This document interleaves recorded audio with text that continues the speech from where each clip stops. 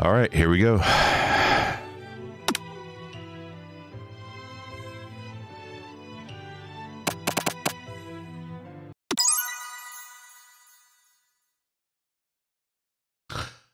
Oh my. Now I'm hungry. You sleep softly as the morning sun casts a warm glow through the window of your modest student apartment. The world is peaceful and serene. You could stay in the moment forever. Or you could wake up. Now, your first day of culinary school is no time to sleep in. Throw the clock out the window and stay in bed forever. You slept through the school year and gave up on once in a lifetime opportunity to meet Colonel Sanders. All right, game over. All right, what's next?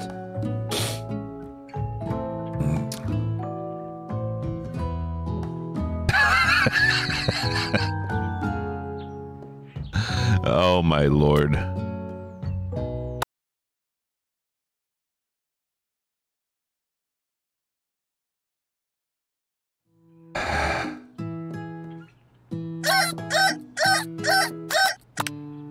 Lying in bed, you stare at the ceiling, thinking about everything that awaits you at the prestigious University of Cooking School, Academy for Learning.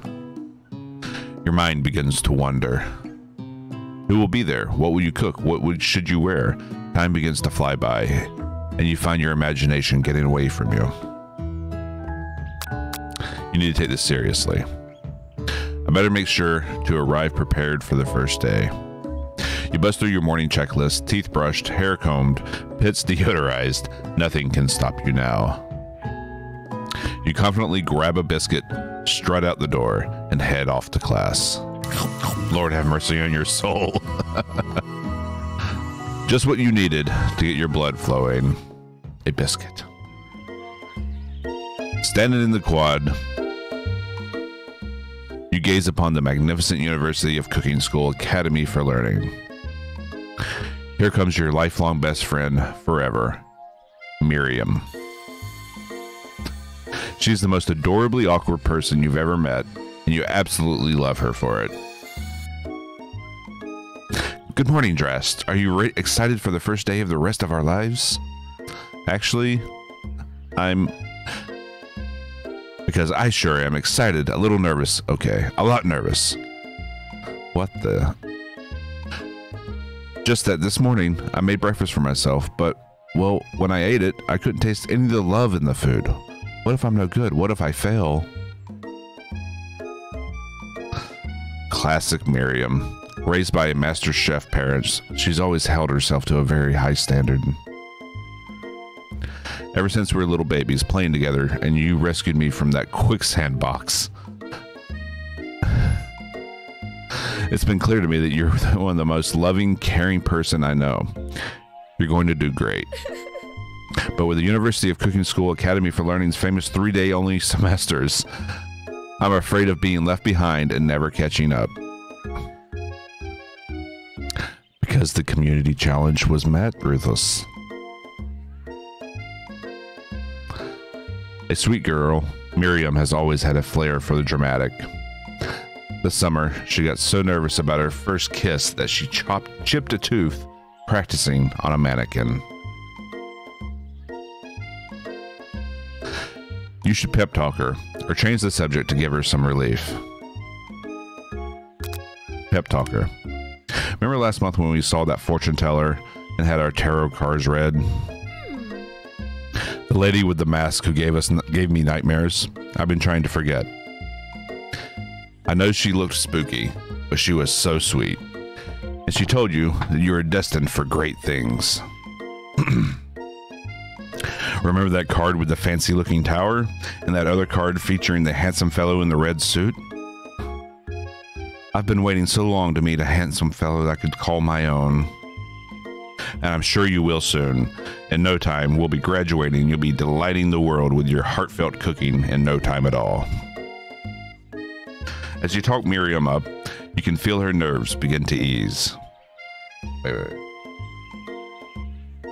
You know what? Maybe everything will be okay after all. And if not, At least I have these killer bangs. Can you believe I cut them myself? You definitely can believe it. I can't believe it. Before you can get another word out, you're rudely interrupted when someone smacks your books and custom engraved measuring spoons out of your hands and onto the ground. Hey! It's Ashley, your arch rival. She's totally evil, but you can't help but be filled with jealousy. She can get anything she wants, and she knows it. Hello, Ashley. Ashley? Oh, I didn't see you there, chicken shins. You leave Drast shins alone. They're perfectly normal shins. You can't stand Ashley. Even her name is annoying. You know for a fact that it's actually Ashley, but she had to add extra letters to make herself feel better than everyone. If anyone here knows what perfect shins look like, it's us. We're not going to let you or your really weird insults get to us. Across the quad, you see Ashley's best friend, Van the Man, has stopped to look at his own reflection in the mirror. His pants are so tight, you can see him casually working out his glutes while he styles his hair. No lie, they're rockin' glutes.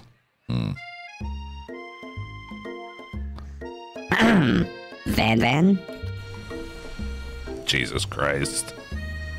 You rang? God, I feel myself dying inside right now. You've never been so sure what their arrangement is, but as long as you've known them, Ashley and Van have been just as close as you and Miriam, but substantially more devious.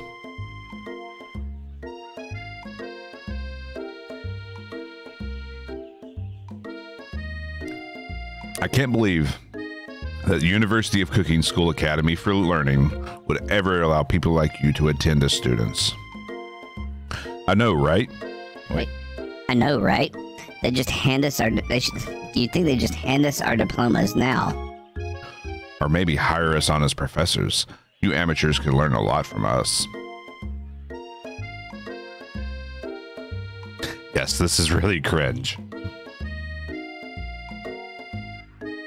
Oh my lord.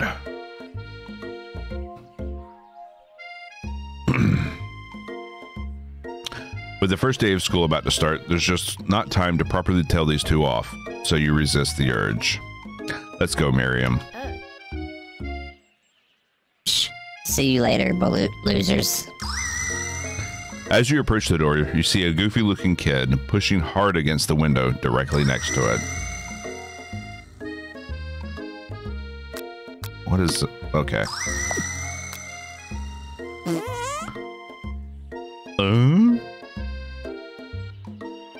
Oopsie. I think it's broken. You reach forward and easily pull the door open. That should do the trick. I love you. I think you mean thank you. There's a ghost. Yeah, it says scaredy farts. My name is Pop. I was named after my Pop. He's old. Could someone like this also be a student at the school? He must be one heck of a chef. His name tag clearly says Bob, but I guess he's reading it upside down. Oh my lord. Hi Pop, I'm Drast. So, are you going to make me hold the door all day? Nope. And with that, the young man walks into the building ahead of you. Is it just me, or is he kind of cute? I think it's just you. What is it? Kill it? I mean, you have to keep in mind that there are people who which developed this game. What does that say about her mental health? I mean, true. You both shrug your shoulders before following him into the building. You stand at the edge of the room, unsure where to sit.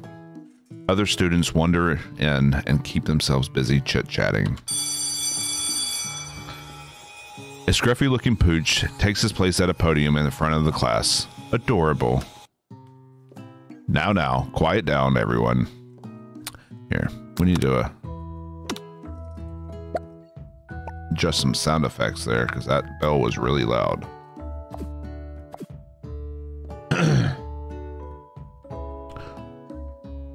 Now, should we go with like the deep demon voice for the dog? Just kind of antithesis of what he actually looks like. You know, adorable.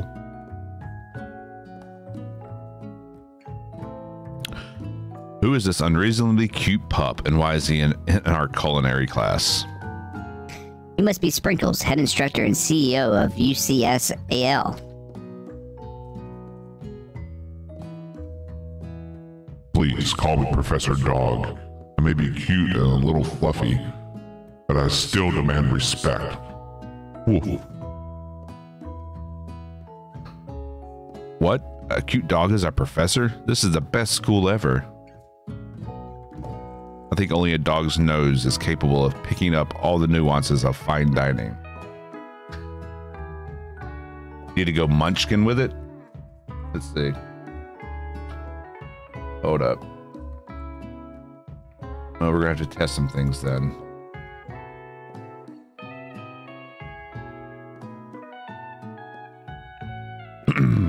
All right. No.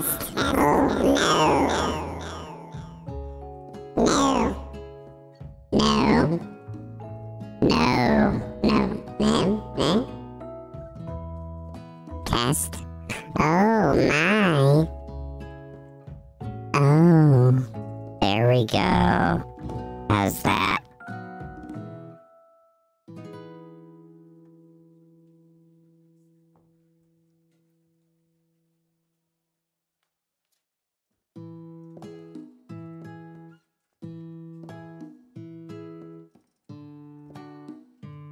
Grandma?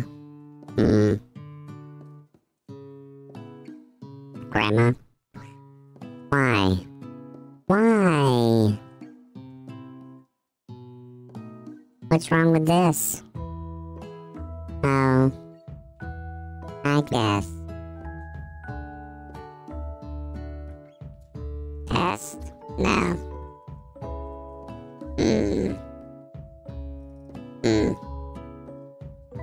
Testing. 1, 2. 1, 2.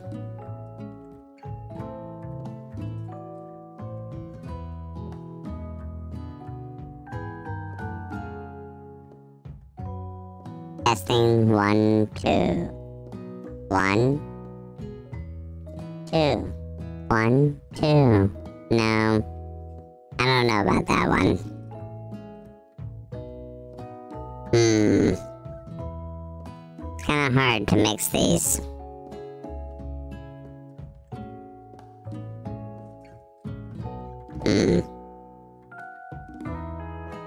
Maybe that.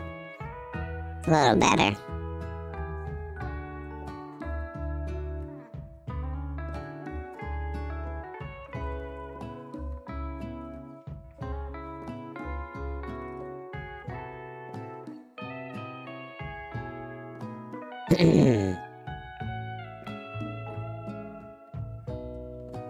Okay, I think we'll run with this for the dog. Yeah. Yeah.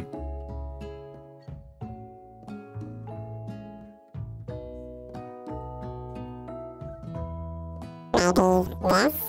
No, too high. Too high. Yeah. Definitely too high.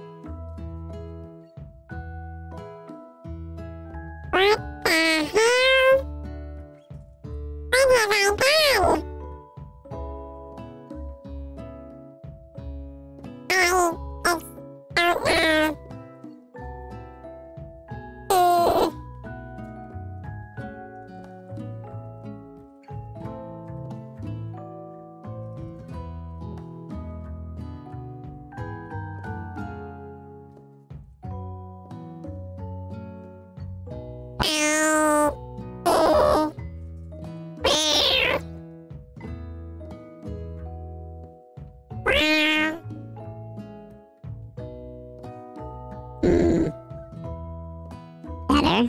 Better? Chipmunk? Chipmunk. I think we found a chipmunk. Yeah, that's a chipmunk.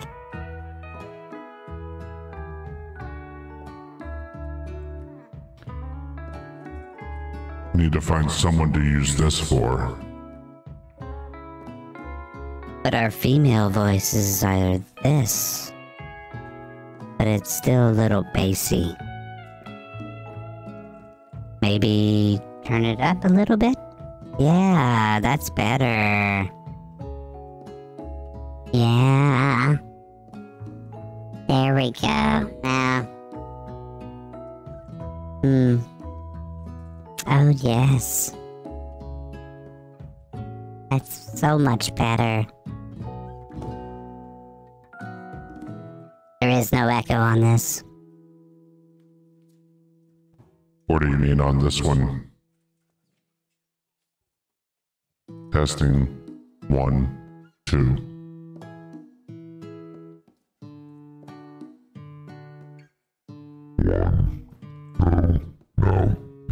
Nope. Right there is good. Yeah.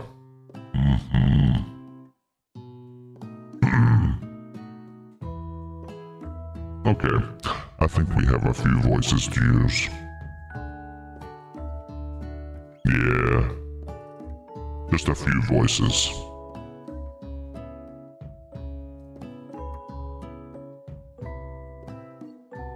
So this was our chipmunk for the dog.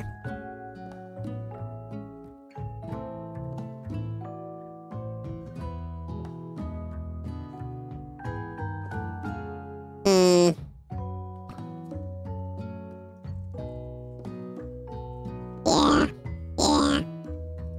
Testing 1, 2. High pitch for Mr. Glute. Oh man, not quite liking this one.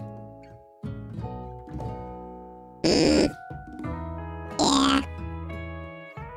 It's got a little bit of a robot voice, but I don't want that.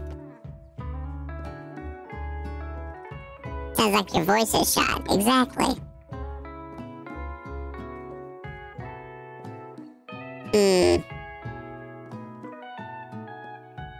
I don't know. Weird. This is okay. I can live with this. Yeah, I can live with this.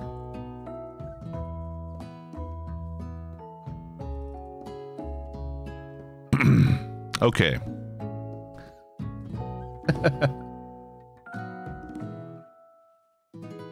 All right. This is the best school ever. I guess only a dog's nose is capable of picking up all the nuances of the fine dining. Out of nowhere, a wind begins to rush around you as a swirl of cherry blossom petals fill the inside of the classroom. I'm chilly. Someone closed the window. And then he walks in. Oh my.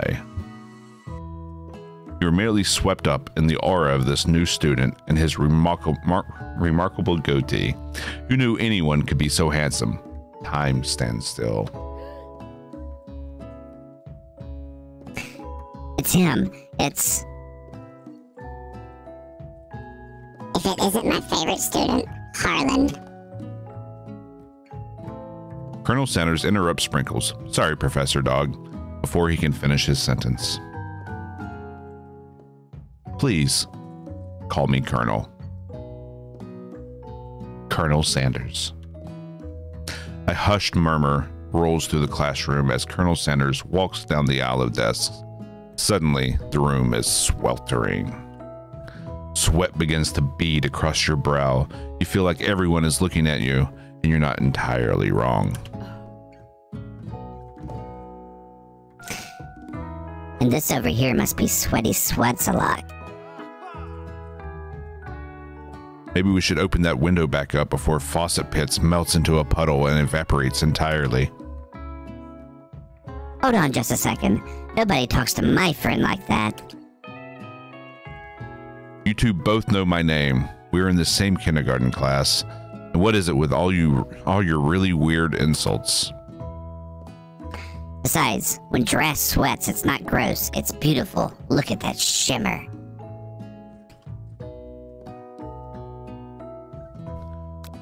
You take a moment to clean yourself up. It's a good thing you didn't forget about that deodorant this morning. This classroom is hot, hot, hot. Professor Dog steps in to settle the class down and set some ground rules. Welcome to University of Cooking School Academy for Learning, the greatest culinary academy in the world. The birthplace of culinary legends past, present, and future. Many challenges await you. There will be tears, there will be blood, there might even be really adorable, tiny food. And when all is said and done, there will be a battle. You will lift your sporks and complete the broom cook and compete in the broom cooking arena. Just then, another student enters the classroom and interrupts the professor's rousing speech. Hi guys, sorry I'm late. Hope everyone had a good summer. I really miss... Quiet! Late to class is bad enough, but interrupting my monologue, you're on the fast track out of here, young man. Are you sure you're even in the right place? Don't you recognize me? This is my 3rd year in this school with you as my teacher. Everyone stares at him blankly. Does no one remember me? You're expelled if you utter one more word before I finish. Let that be a lesson to you students that tardiness is unacceptable. Even Clank made it here on time, rolling halfway across town on his tiny wheels. Is this supposed to be a fake Doki Doki? I understand what he's saying because I've heard of Doki Doki Literature Club. I'm not sure which one came out first. Probably Doki Doki, but this is something that KFC actually released. And we created a community challenge for channel points for the community to reach that goal. I would play this game. Yes, KFC.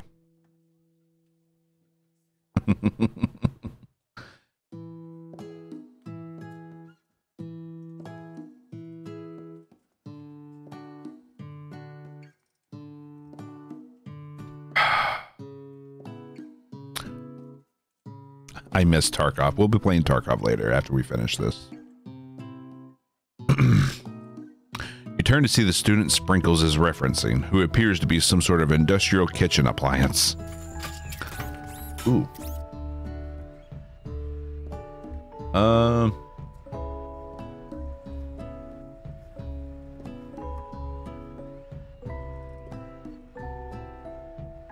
Let's see what this sounds like. Testing 1, 2. That works. Maybe change the pitch a little bit? No. Testing 1, 2. No. 1, 2. 1, 2.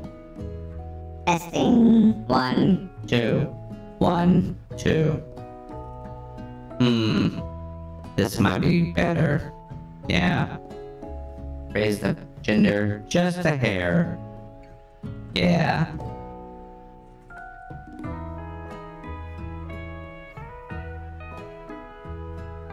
Okay.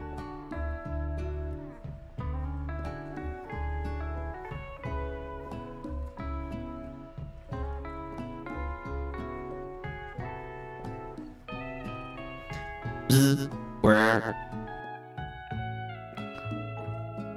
The class bursts into laughter.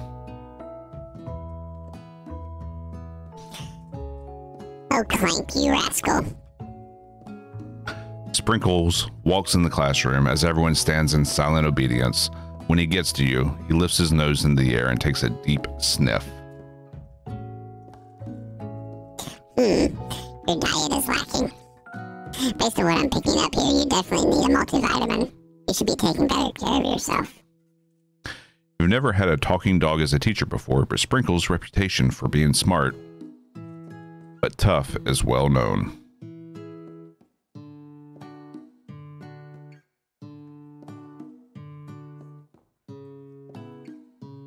You try to butter him up by giving him a treat from your pocket, but what kind?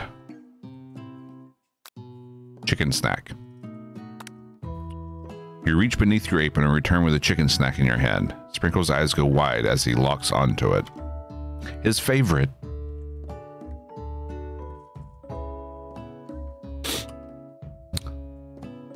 Well. I think there might be some competition for the new star student. The furry professor immediately devours the snack, leaving your hands slick with a coating of warm doggy drool. You see the other students eyeing you jealously, but pay them no mind. If they wanted to succeed in life, they should have learned the importance of carrying a range of dog treat flavors on them at all times. Settle down, young chefs. Take your seats and prepare to have your minds open to the amazing possibilities of culinary creation. As everyone reaches to claim their favorite seats, you're left standing at the front of the room. Only two options remain.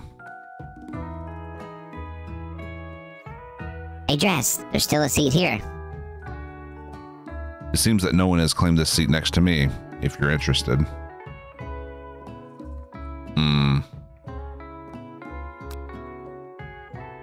Do we sit by our best friend or do we sit by the colonel? What do you think, chat?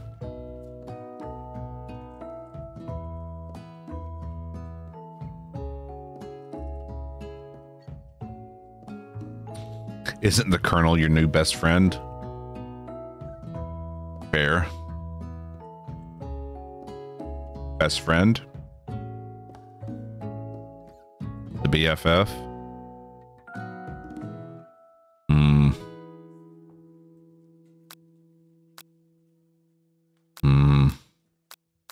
Best friend.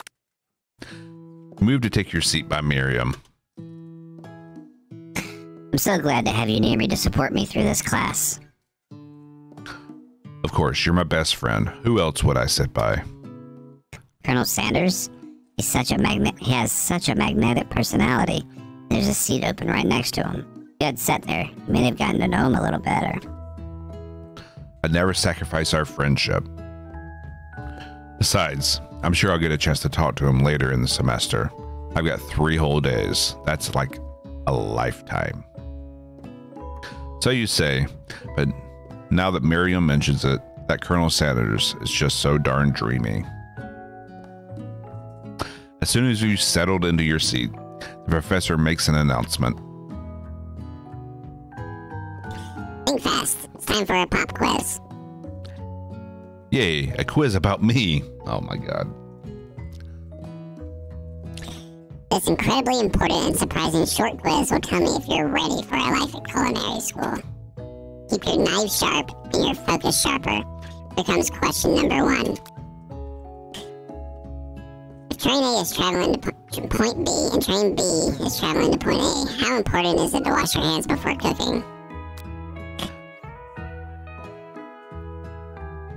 Extremely. Looking at you, Pop. That's right. Forest is to tree as chicken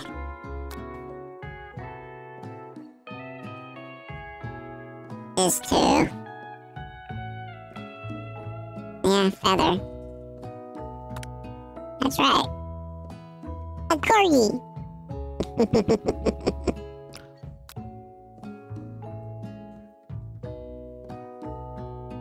What is the most efficient eating utensil ever created? a comically oversized fork, meat tenderizer, or a spork? Spork. What food is best for a broken heart? Anything that, as long as it's prepared with love and not too much salt. Camel meat. A pancake that looks like a silly face.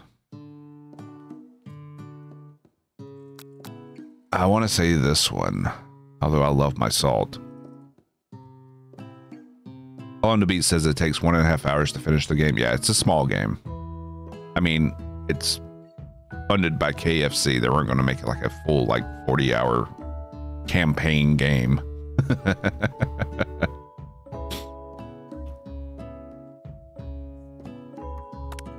That's right.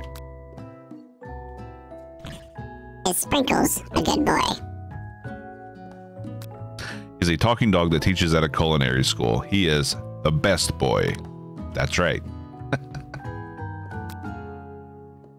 Your total score is perfect score, 5 out of 5. Well, be honest, did you cheat? You look up to see Colonel Sanders has been watching you tally your score. He's impressed. I know we just met, but I have to confess, I think you have a beautiful brain. Oh my. Hot diggity, Drast, you just scored some major Colonel Sanders points with that performance. May I have your attention, students? I have an important announcement to make. Time for lunch. Wow, the cafeteria is nice as any restaurant you've ever eaten at. It makes sense that a school dedicated to cooking would also be serious about eating. I'm really freaking hungry now. A delicious fragrance wafts through the room and tickles the end of your nose. Your mouth waters. Do you smell that? That must be our lunch. It smells crazy good. Everyone, can I have your attention? Is it about lunch? No, I just wanted to apologize for my tardiness. You see, howdy folks. I'd like to make an announcement. Hey, it's about lunch. Everyone cheers. But lunch. She said, shh. In honor of the new semester, I prepared something special to share with everyone for lunch. That must be the smell I smelled. Indeed. That smell, you hold your breath, waiting to see what food this mysterious student has created. You've heard that he's very talented, but were the rumors true? Is this? Colonel Sanders lifts a large bucket above his head. Its contents glimmer in the light. Piled high are huge pieces of chicken, breaded and fried to a crispy golden finish. The aroma envelops you, and you begin to feel warm and safe. For anyone else, can you just like smell KFC right now? Or am I just having a stroke? I don't know. Colonel Sanders has filled a bucket with chicken. What a novel concept. Your stomach begins to grumble, as if to say, stop thinking and start eating. For years, I've been developing a secret recipe for the perfect fried chicken. To my calculation, nothing less than 11 herbs and spices are required to achieve the perfect balance of flavors. Unfortunately, no. Never been to a KFC. May have to do something about it. Maybe. You look around and notice that every other student has a pen and paper is scribbling notes as fast as they can. That's all I'll say about that. What? You think we want your stupid secret recipe, dude? Pshaw. Nah, my dude, nah. I'm just drafting the last will and testament in case one of those ingredients is poison. Got him. He looks around nervously to see if anyone else is laughing at his sick burn. You wait to see what zinger Ashley is prepared to follow up, but she suddenly takes a different approach. Yeah, and I was just like writing in my diary. Dear Diary, today I smelled something beautiful. I knew at that moment that only the hands of a true gentleman could fry chicken so tender. You see her body language change from bitter and evil to sweet and innocent as she slides closer to Colonel Sanders. Ooh. She realizes that he is destined for greatness and fame with cooking skills like this. She wants them all to herself. Oh, please. Well, Van the Man, if you don't want any, I'll take his. Whoa, hold on. I mean, I guess I'll try it. He takes one bite and his eyes grow wide. He starts contorting his face as he tries to hold in his pure exhilaration and act unimpressed. Easy now. There's enough for everyone. Please, my fellow classmates, dig in. You take one of the pieces of fried chicken out of his bucket and sink your teeth into it. Why is bucket in quotation mark? Did we take it out of something that wasn't a bucket then? It's amazing. Tasting Colonel Sanders' food transports you to another dimension.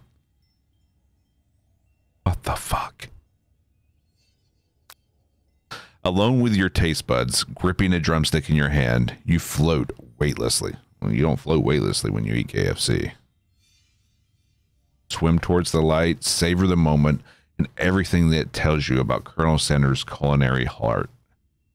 Focus your mind and meditate on this moment and try to identify every flavor. The flavors in your mouth are beautiful, pure, heavenly. What a guy. Alone with the flavors, you feel something that can only be described as love. For a man, for a flavor, are they the same? The flavor of man? Wait, what?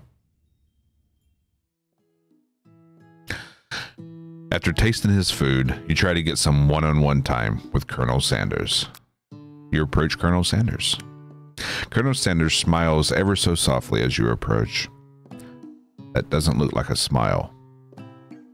He stops what he's doing and allows you to break the silence. Oh, there's the smile. Colonel, I wonder if I could talk to you for a second. Anything for a fellow chef. What exactly was on that chicken? How bold of you to come out and ask. Oh my God, his cane. It has a chicken on top. It's an idea I had for a new combination of flavors that will make me my fortune and establish my legacy for all time as I open a chain of highly successful fried chicken restaurants. No big deal. It's just that you and me here talking. It's just you and me here talking. They should have made this background a little bit darker because sometimes it can be hard to follow the flow. Should have made it the opacity a little darker. It's just you and me here talking. I can keep a secret. In fact, I've got some of my own that I'd be willing to trade. What's the rush? The semester's only getting started. We got 2 more whole days to get to know each other. He's clearly not going to give it up easily, but it doesn't hurt to be persistent. You know what they say about secrets, Colonel? Shouldn't learning be fun? You've got moxie, I'll give you that. Colonel Sanders looks both ways to make sure you're truly alone, and he leans in. You can feel his warm breath as he whispers. Just one ingredient, but you can't tell. I use redacted. It's something my great-grandmother taught me. Redacted, wow. You'd never have guessed that. In fact, you're not even sure where you'd get some if you searched. While you're wrapped up in that huge revelation, you notice that Colonel Sanders has disappeared. While everyone else is still in the cafeteria, you decide to look for him. You find Colonel Sanders outside, standing in the quad. Oh, it's you again. Howdy. Sometimes I like to come outside and look at the school buildings. Think about how my story will continue on after I've graduated. Sounds like you have big plans. I dare say the biggest. I will leave my mark on this world. You can bet on that. Alone together for the first time, you figure out now is the perfect moment to show your personality to him. Neg him to show your own strength. Wow him with a big idea to add an additional ingredient to really spice things up. Be modest but thoughtful. I just wanted to tell you that I really enjoyed your food. Now you've got his attention. The flavors were complex but comforting. The interplay between salty, savory, and peppery, it was perfect. I appreciate the compliment, Drast. I'm sure you'll be a big success. I know we've only met today, but I'm starting to get the same feeling about you. Oh. We should head back inside. The next lesson starts soon. You step into the massive cooking arena where the afternoon lesson will take place. Each student gets an oven and all the tools and ingredients they could need. Look at this place. It's magnificent. Finally, we'll get to show off our stuff. Wait a second. Oh no. We have to show our stuff. What if I totally blow it? You're not going to blow anything. Wait, what? Except maybe kisses to the crowd of fans you're going to earn with your signature, adorable tiny food creations. Welcome, students, to the cooking arena. For today's lesson, we'll be cooking with partners. Hurry up and pair off. Naturally, Miriam looks over at you, but unable to control yourself, you pounce on Colonel Sanders. Hey, Colonel, would you like to tackle this lesson as a team? Team of two? That is, me and you. That wasn't clear. Want to be my partner? Sure, Drast. I'll prepare our station. Without you as a partner, Miriam is left standing all alone. Two different students quickly take notice. Hello, new partner.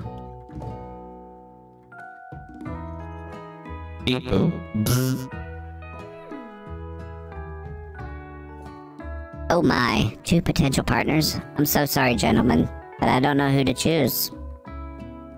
Looks like you'll have to pick for her. Friend duties can be a little awkward, but that's the price you pay for not being alone forever. Who do you want to ask to be Miriam's partner? We do Pop or Clank, chat.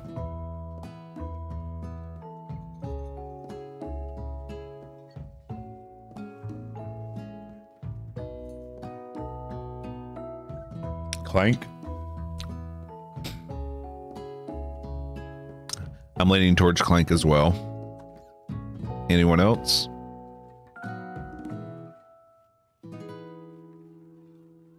Clank.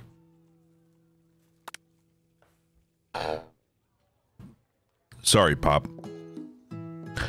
But I think Miriam will be partnering with Clank today. It's okay. I already ate. It's not entirely clear if Pop has any idea what the point of school even is at this juncture. Clank is clearly excited to have some attention. He heats up and begins to roll back and forth. Work. Hold on there, fella. We don't even know what the assignment is yet. Technically, Clank might not have a face, but there's something charming and earnest about him. Bzz. Tissue? I hardly know you. Clank judders, and a panel shakes loose. You get the impression that this is a sign of affection. Looks like the two of you will be fine. Now it's time to focus on your own cooking classwork.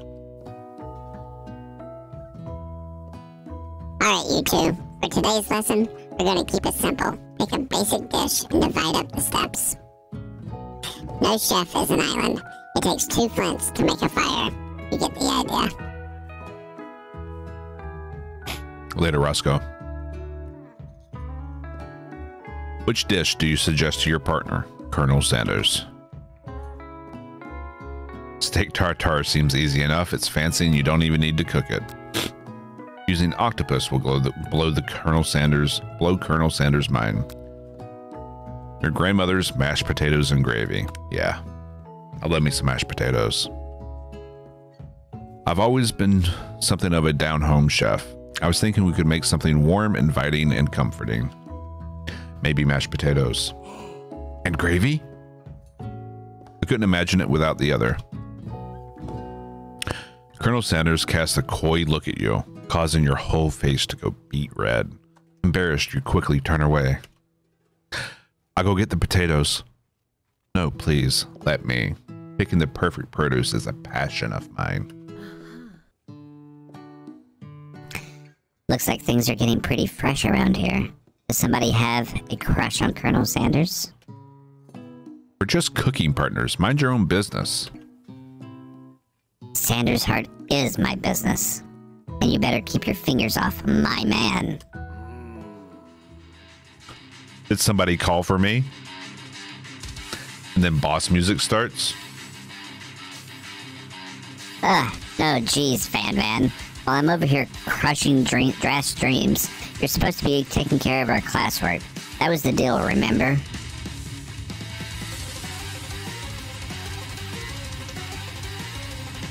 Colonel Sanders returns, arms full of peeled potatoes. He tosses them into boiling water and turns his attention to you and your old friends. Oh, howdy there, Ashley, Van Van. Are we working in a quartet instead of a duet now? Actually, no. It looked like Drast was struggling, so we offered to give them a hand. You know how it is. These young amateur chefs need a lot of mentoring. I was going to say, Colonel Sanders, maybe I could also teach you a thing or two about fancy food. Maybe one day you might be able to get up to my level. Doubt it. Don't be rude, Van Van. Personally, I have no doubts whatsoever about Colonel Sanders' ability to concoct creations worthy of admiration. After all, your fried chicken was quite spectacular. But Colonel, if you ask me, I might make a better partner for you than this thing that has positioned itself at your station. Don't you feel deep down that we cast complementary shadows? We fit together like a thigh and a drumstick. It just makes sense. Nothing about this makes any sense, but one thing is clear. She's coming for the Colonel if you don't watch out. Ashley is really going at you hard. You need to ask for some backup here before things get ugly. Turn to Colonel Sanders, hunk of hunks, in your time of need. Gotta go for the Colonel. I'm here to learn and express myself via my cuisine, not bicker with a prima donnas. Partners were chosen at the beginning of class, so let's all respect the format, okay? You turn to Colonel Sanders to confirm that you're on the same page. I chose Colonel Sanders, and Colonel Sanders chose me. Isn't that right? A businessman respects all fair agreements, from contracts to handshakes. I took on Drast as my partner for this activity, and I stand by it. Based on your team's behavior, I'd say you're perfect for each other. Neither of you has Drast's natural talent or their loyalty. Being defended by Colonel Sanders leaves you feeling proud and full of potential. You look for Sprinkles in hopes that he might step in, but he's nowhere to be found. Darn these cute corgis and their short but sturdy stature. You look down at your station and realize that in the tension of the moment, your hands have been cooking on autopilot. Distracted by the drama, you've already crushed the boiled potatoes into a perfectly creamy mashed texture with plenty of butter and cream for flavor. It's as if your natural passion guided you through the steps you know so well, while your attention was elsewhere. I know just what to do. Colonel Sanders extends his hand, holding a beautiful white porcelain gravy boat, out of which pours a smooth brown gravy, smothering your nearly finished potato dish. Gravy flows down the mound of mashed potatoes. The result looks spectacular. Granny would be very proud. Colonel Sanders holds a spork out to you. You reach out and grab a hold of it, but he doesn't immediately let go. The two of you stand holding the same spork, and for that small moment, all of the madness and the pressure in this crazy world stops. Your eyes lock. The moment is electric, Time stands still. If you love something, set it free. Together, you dig the utensil into the mashed potatoes and lift a heaping sporkful up. When you see Ashley with her sinister look, you know she's plotting against you to be with Colonel Sanders. And then, filled with rage, without thinking, you fling the sporkful of mashed potatoes right at Ashley's stupid, beautiful face. Van, do something, do something. Scooping up a fingerful, Van tastes the dripping mashed potatoes and gravy and realizes that it's delicious. Horrified by this revelation, he slinks away. Will he ever be able to cook something with so much love and integrity?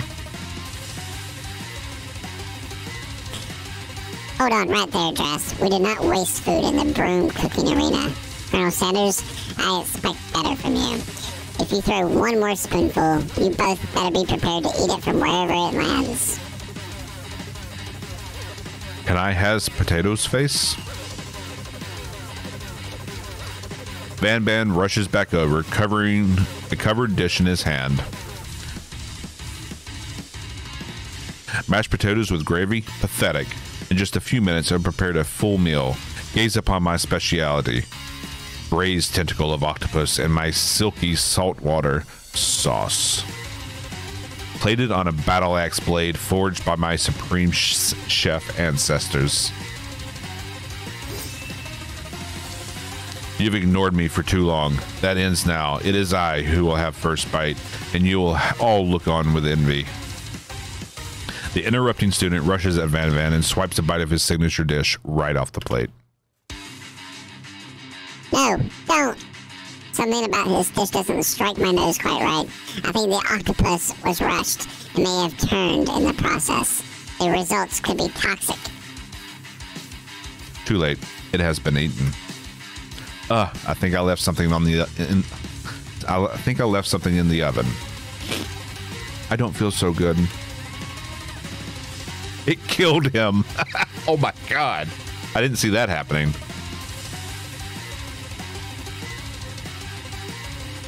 So now we have Casper.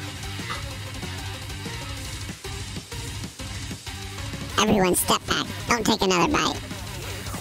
When you look back at the plate, the rest of it's gone. You notice the tip of the tentacle being slurped up in Pop's mouth.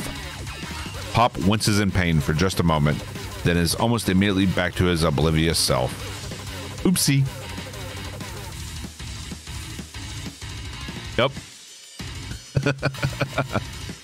Like how they made the ghost basically him wearing a sheet with holes. Yep. Tastes like poison. The entire class is gathered to watch Pop's final moments. Shock has frozen the whole crowd. They're as motionless as statues.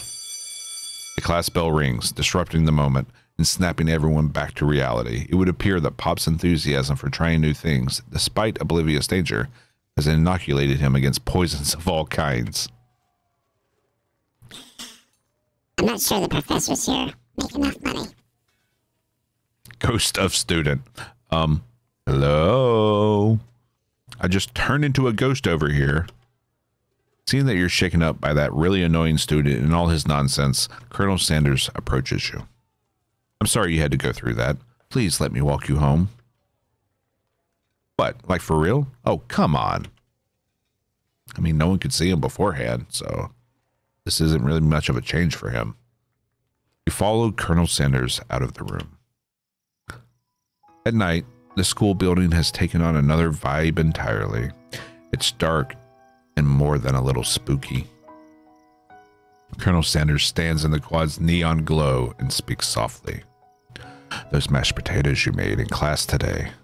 Before you go on, I want you to know they're not a great representation of my skills. I didn't even realize I was making them. They were amazing. Tasting them, it reminded me why I became so passionate about food to begin with. Colonel Sanders is getting choked up. Cooking is obviously important to him in a way that you find inspiring.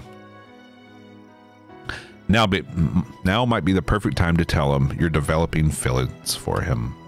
Colonel Sanders, yes, Drast, there's something I need to tell you. Hold it right there. There's something I need to tell you first. Oh, jeez.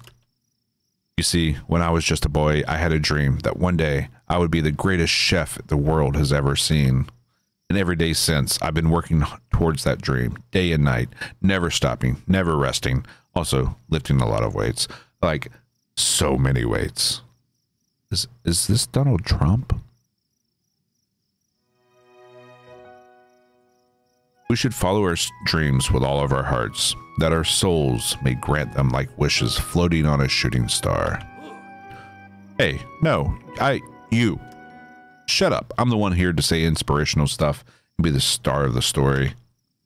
Are we forgetting that your cooking literally killed a guy? You can't prove that. I also saw you kill that guy. What was his name?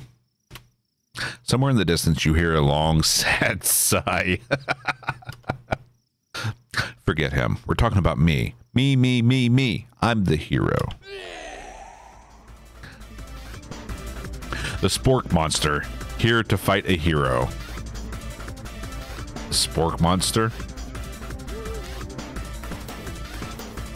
I think I left the fridge door open. Later, nerds.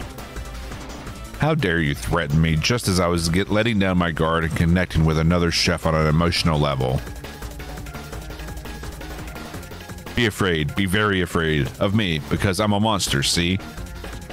He's rhyming on purpose, or is it just a coincidence?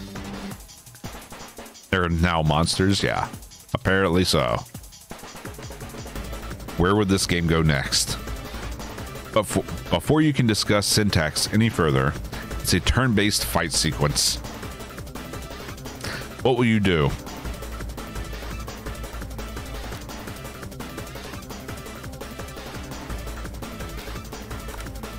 You decide to go on the attack.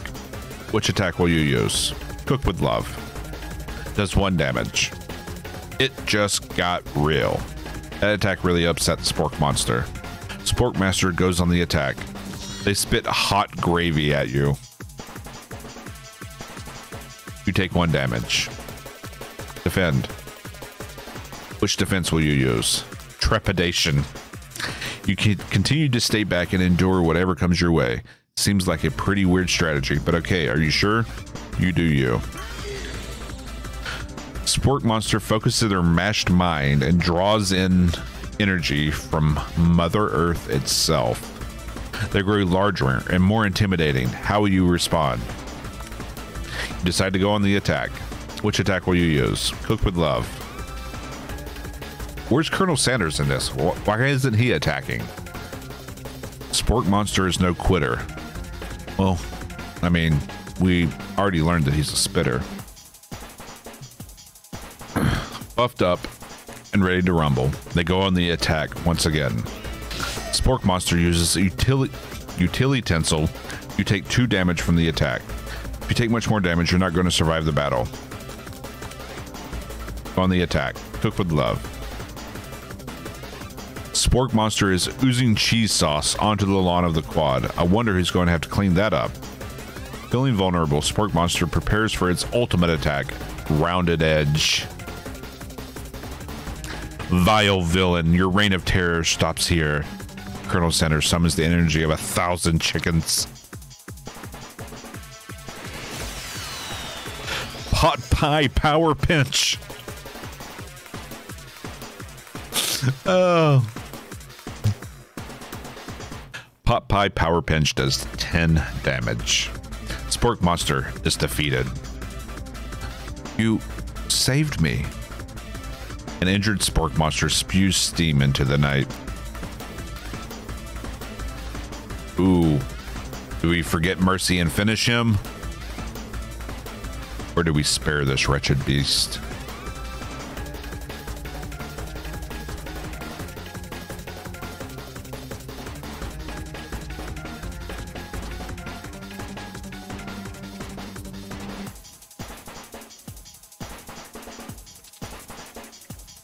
Finish him.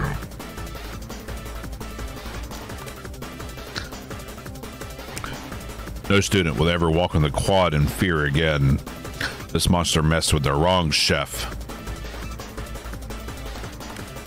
You ready your final attack? You'll never survive my student debt loan destruction. Student loan debt destruction does 10 damage. Spork monster is completely vaporized. Colonel Sanders looks on in awe. You continue to surprise me, Drast. The defeated monster left behind a special item. It appears at first to be a cookbook, but upon closer inspection, it's so much more. It's a book of magic spells with a golden chicken on the cover. Oh my. You open the cover and find a library card tucked inside.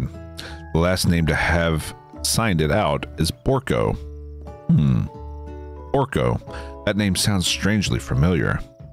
Your blood is pumping as you stand in the quiet of the night, holding the mysterious book in your hands.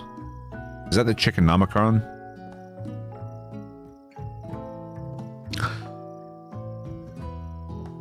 As you come down from your battle buzz, you realize that your final attack has left you completely depleted.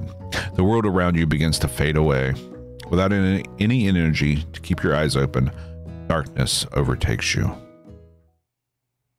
The image of Colonel Sanders flashes before your eyes as you fall asleep. He must have helped you get home. In your tired state, you don't know if you could have made it without him. What a guy. You want to thank him, but you don't have the strength to utter a single word. You feel your covers being pulled up over you as you're tucked in tightly. Good night, my Colonel. In your dream, you're together with Colonel Sanders. For some reason, Sprinkles is also there, instructing your love. Dreams are weird. Zzz. Oh, those like sleeping Z's. Whoops. Thought it was Clank coming in. You awake on day 2 and attempt to process the wild visions you had. Were they memories or premonitions? And then there was that secret ingredient that Colonel Sanders went ahead and told you outright. Not much of a secret, huh? Probably just because he already trusts you so much. Sure, that makes sense. We'll go with that. You meet up with your bestie in front of the school. Before you can tell her about the encounter with the Spork monster, she launches into a story of her own. Okay, I know this might sound a little strange, but I think I might be, I think I might like Clank. Like him? Like? I know, it sounds like it's moving too fast, but there's something about him. I like him. Like him. We got to talk, after class, and he's actually a totally sweet guy. Not only that, but he's really smart. He told me all kinds of stories about Colonel Sanders. Did you know that Colonel Sanders was the most popular kid in his high school? No, but that does make complete sense. Yeah, but he was so popular that he was voted prom king at a school he didn't even go to, and was also the convertible that he himself rode in at the front of the homecoming parade. I'm thinking maybe something got lost in the pressure cooker language translation there. Either way, maybe it would be best if you took it slow with this new boy, like I am with Colonel Sanders. You and Colonel Sanders? The coolest guy in school? The most famous student ever to attend University of Cooking School Academy for Learning? You're a thing now? We definitely connected yesterday. You sure did. You're great. Why wouldn't he be into you, I guess? Laughing at the implication that you and Colonel Sanders might be a thing is definitely not cool. You are great. You have an idea about how to prove that your love is real. Well, if he's not into me, why did he tell me one of his secret ingredients? Your bestie's eyes light up. A secret ingredient? Yeah, I just said that. A secret ingredient. Is there a dramatic echo in here? Miriam checks to make sure you're alone before continuing. So this summer, while I was on vacation with my family, a lovely man approached me in the botanical garden where I was wandering. This can't be good. He told me all about his passion for spices, secret spices. The man even gave me some to show me what he meant. He said it was a powder created from super duper rare dried flower petals, and that if I did him a big favor, I could have some of my own. Please, Miriam, don't tell me. So I filled my suitcase with him and brought him home. He was so nice. He even met me at the gate when I arrived. Later, when I cooked with him, a very strange feeling came over me, and the flavor was unlike anything I had ever tasted. I think you're being very liberal with the meaning of spices here. Whatever. Anyway, we both share the interest in cooking, so we've stayed in touch, you know, like pen pals. I bet he would love to know more about new spices. Well, I'm definitely not supposed to share Colonel Sanders' secret recipe, and besides, I only know the one ingredient, so I doubt it'd be much use to anyone. Cough. Liber. Cough. Ibber. Please, please, please! It would mean the world to me. No one has to know it came from you or from Colonel Sanders. What do you think? Should you protect Colonel Sanders' secret or share it with your bestie? Make up a fake ingredient. Equally think of a fake ingredient name. I don't know. How about it was Eye of Newt? I know, sounds like some sort of witch's potion, but what can you do? Eye of Newt? Wow. Her eyes light up imagining such a thing, and you figure that you've satisfied her curiosity, and she'll move on. However, she immediately turns around and does some thumb typing on her phone that you can't quite see. That's probably not good. Or you can ask her to confirm that she was definitely not texting secrets to other people. You're interrupted. A wind rushes in. Cherry blossom petals fill the air.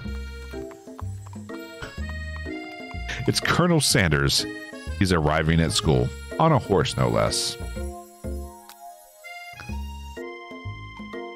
Run to him. You decide that the best way to show Miriam how serious you and Colonel Sanders are would be to run to him. Surely he'll sweep you up onto the back of his stallion and we'll ride away together.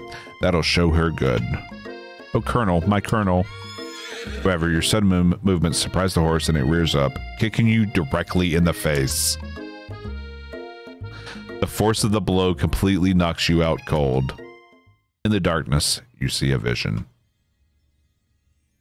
Ooh, Drast, I'm here to deliver you a message.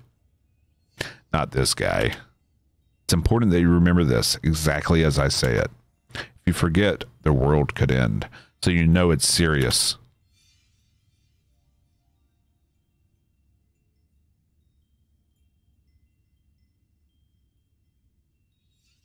I've been trapped in a realm beyond, but a great prophecy relies on my return. Only you can save me. All you need to do is repeat my name 3 times. What was his name? And that name is... Before he can continue, you suddenly awake. Oh, jeez. You suddenly awake to find Colonel Sanders tending to you. He roused you back to life with a satchel of secret spices, or is that just his natural seasoned musk?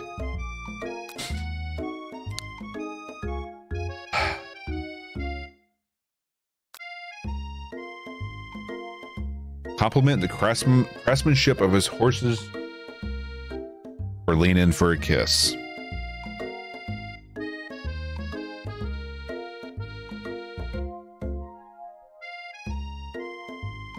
What do you think? Compliment?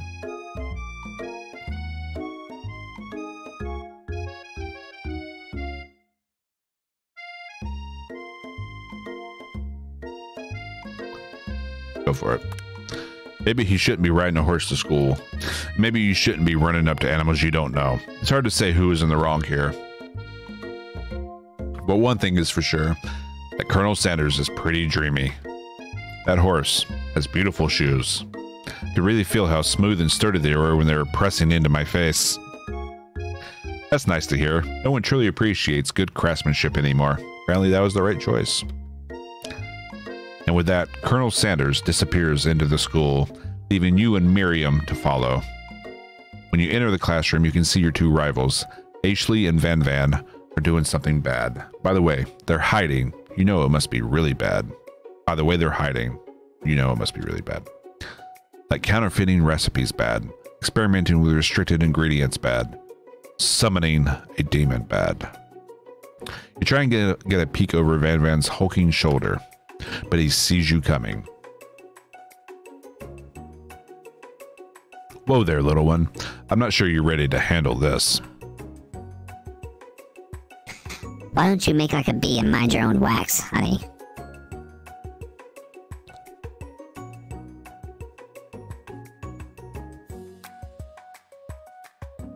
Tell them to stop acting immature. You immediately dress the rivals down for their immature behavior. Culinary school is to be respected. This kind of nonsense is a waste of everyone's time. Now you've upset them. Oh, and you're the emperor of cooking, are you? You make the rules? I'm not sure you'd know a good meal if it ate you.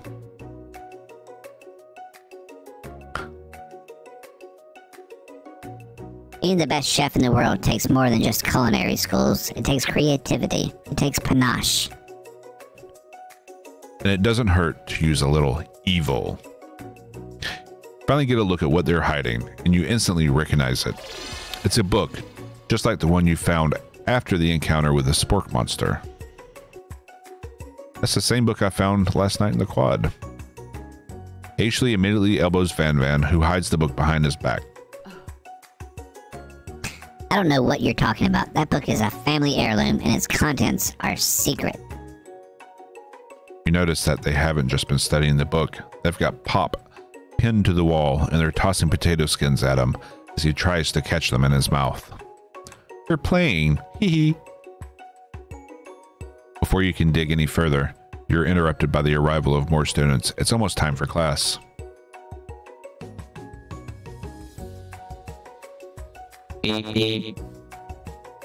Clank must be running late. He's in such a hurry that he rolls right over Van Van's meaty foot. Hey, watch it, you bucket of bolts. You watch how you talk to him. He didn't do anything. Who do you think you're talking to? I've never heard such language, not even from a stand mixer.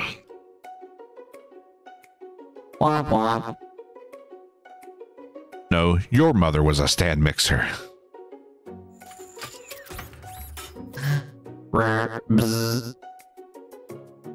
Van Van jumps to attack Clank, but Clank shocks Van Van, sending him flying across the room.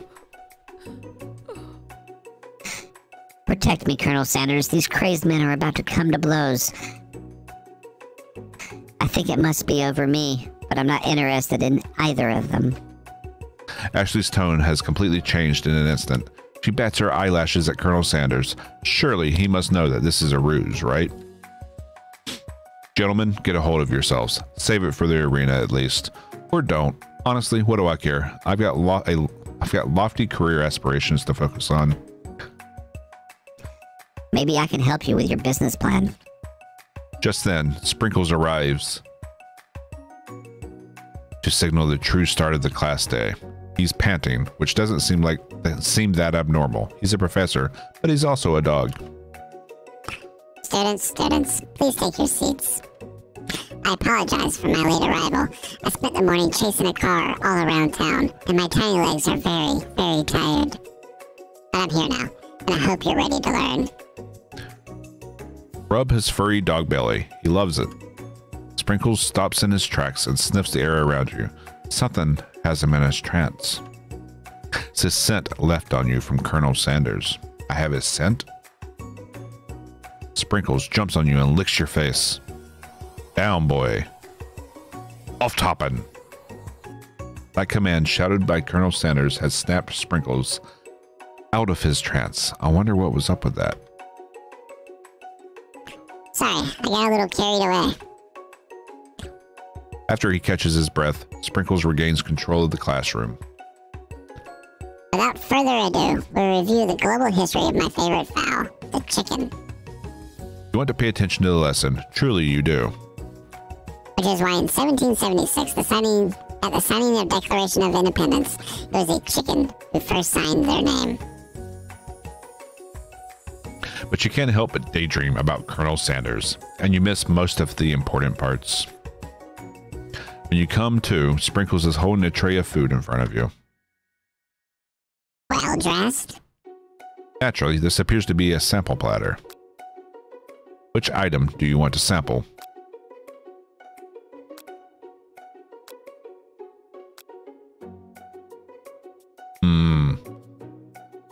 Either the water or the pepper. I'm thinking the pepper. A brightly colored pepper stands out from the other items. It sparkles in a most eye-catching way, so naturally you reach out for it, grab it, and eat it right away. However, your body is not prepared for the heat. The pepper has triggered an intense spice hallucination. It feels like forever as you trip through the universe. Ghost of Student. My friend. Ooh. This guy again? I'm here to give you an important message. Ooh. You must avenge my death and fulfill your destiny. All you must do is... Cough, cough. I was saying, to fulfill your destiny, all you must do is... Cough, cough. Sorry, I think I still got some spice stuck in my throat. It's fine. I'll work through. Cough. To fulfill... Cough. The prophecy... Cough, cough. You must feel yourself begin to regain consciousness. Aw, man. You come to and find everyone is staring at you. That pepper was the last of its kind on Earth, and now it's gone. Forever. You think to yourself, geez, I should pay better attention. We all make mistakes. I'm sure he'll forgive you someday. Come on, it's time for lunch. Before anyone can relax, the cafeteria lights dim, and your rivals enter to make a dramatic announcement. Today's lunch will be prepared By a timed competition cook-off. The level of theatrics with these two is off the charts. Why is he still there? He killed someone yesterday. Step up and tell them you're on. A bit of lunchtime competition, eh? Count me in. I have to wipe the tables with you fools before I set my lunch down on it, then so be it. I'm not the fool. You're the fool, fool. Good one, Van Van. I like your gumption, Drast. I'll be watching your performance. Just as things reach a boiling point, Sprinkle steps in. Surely he'll put a stop to this madness. Now, students, please settle down. This is a lunchroom, not a sportsing court. Sportsing court? Finally, a little sense. You breathe a sigh of relief. At least, not until we turn on the timer. Just then, a huge light blasts you in the face, flashing the words, "Timer ready." That's what I'm talking about. Arroo! I stand corrected. The hard way builds solidly a foundation of confidence that cannot be swept away. And that's an original quote by me, in case anyone was wondering. I hope its message lifts you to victory. Like a diamond, I was formed under pressure, and now it's my chance to shine. I will defeat you myself. You had his chicken, and you made mashed potatoes and gravy on day one, and you're feeling like you can really impress them again here. It's time to boil some water for the potatoes. Think fast. If the timer runs down, you'll be forced to pick randomly.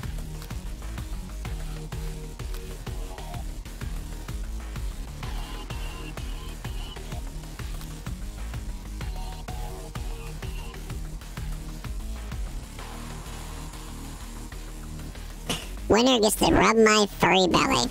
Let that enticing offer motivate you.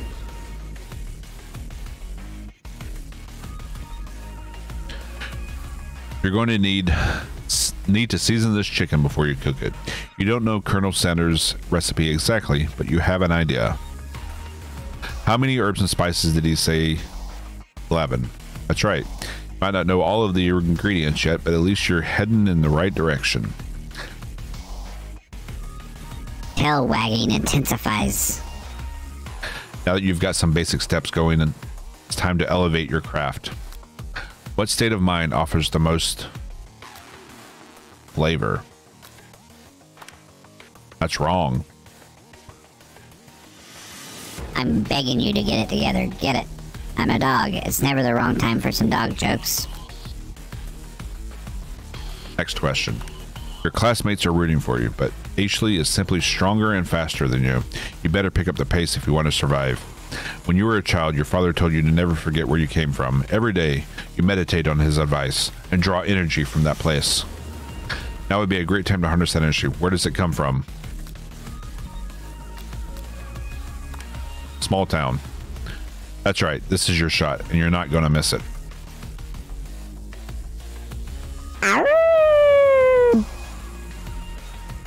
You try to shut out the noise of the arena and focus on your cooking. What is the sound of success?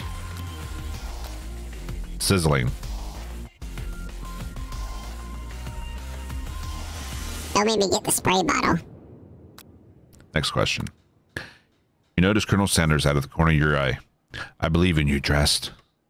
He's actually cheering you on, which would be awesome, except knowing he's watching you makes you totally forget what you were doing. Now all you can think about is Colonel Sanders. How many spoonfuls of gravy will it take to fill a traditional... Give me more time to answer the question.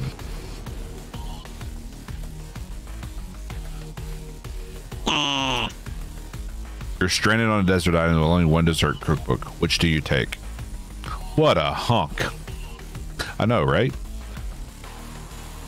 You know what? Shouldn't you be focused on the challenge? You're falling behind.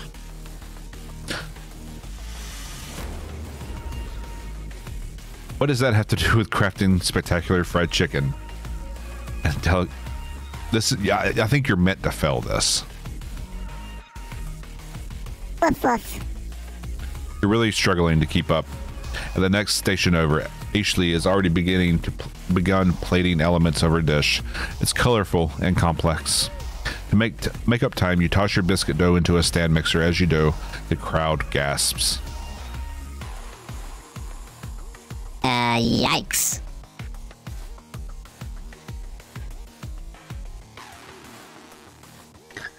Bzz.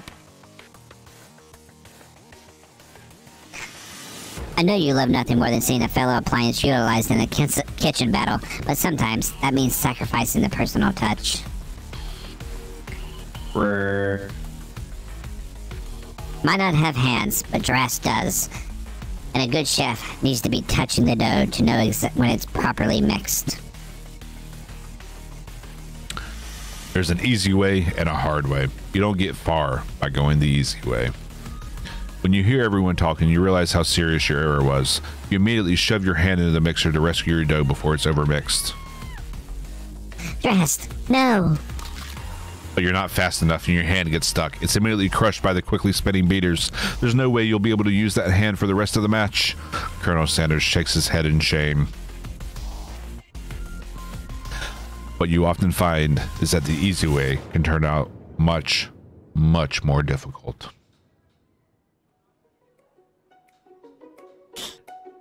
Everyone, stop what you're doing right now. The battle is over. It can't be. I was so close to finishing my dish. Sweetheart, look at your hand. You simply can't go on. Aw, that's too bad. And here I am with a completed dish ready to serve. Surely that makes me the winner by default. No, it wouldn't. It wouldn't be fair to compare the two, on account of Drast's injury.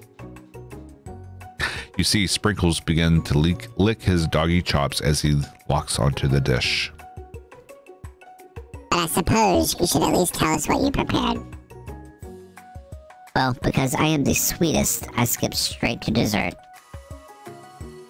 Under this white chocolate dome, you'll find a wide array of delights, taking you on a journey of flavor that tastes good and tells a story of excellence. I was going to ask Drast to do the honor, but since you're injured, I'm afraid that pouring this creamer of delicate hot chocolate sauce might be too difficult. Colonel Sanders, if you wouldn't mind lending me your strong, steady hand. Colonel Sanders pours the hot chocolate sauce on top of the dome, causing it to melt away, revealing the ingredients hidden within.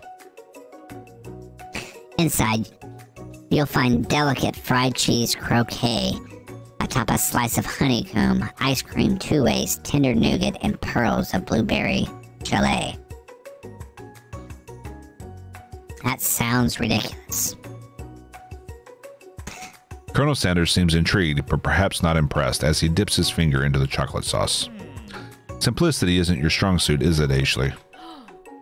Oh, you. Hee hee. As he places a sauce-covered finger into his lips, Ashley leans over and whispers something to his ear. A dab of sauce sticks to his mustache. Internalize the rage you feel. Your rage burns so intensely within your eyes that they burst into flames. The flames cause your eyebrows to catch fire and turn to ash, and they fall off your face, which means people will have a hard time understanding your emotions for the rest of the semester, perhaps forever. What the fuck is going on? Embarrassed and ashamed by your poor performance, not to mention your crispy fried brow, you run for the quad to be alone. The beautiful weather seems like an insult. Inside of you, a storm rages.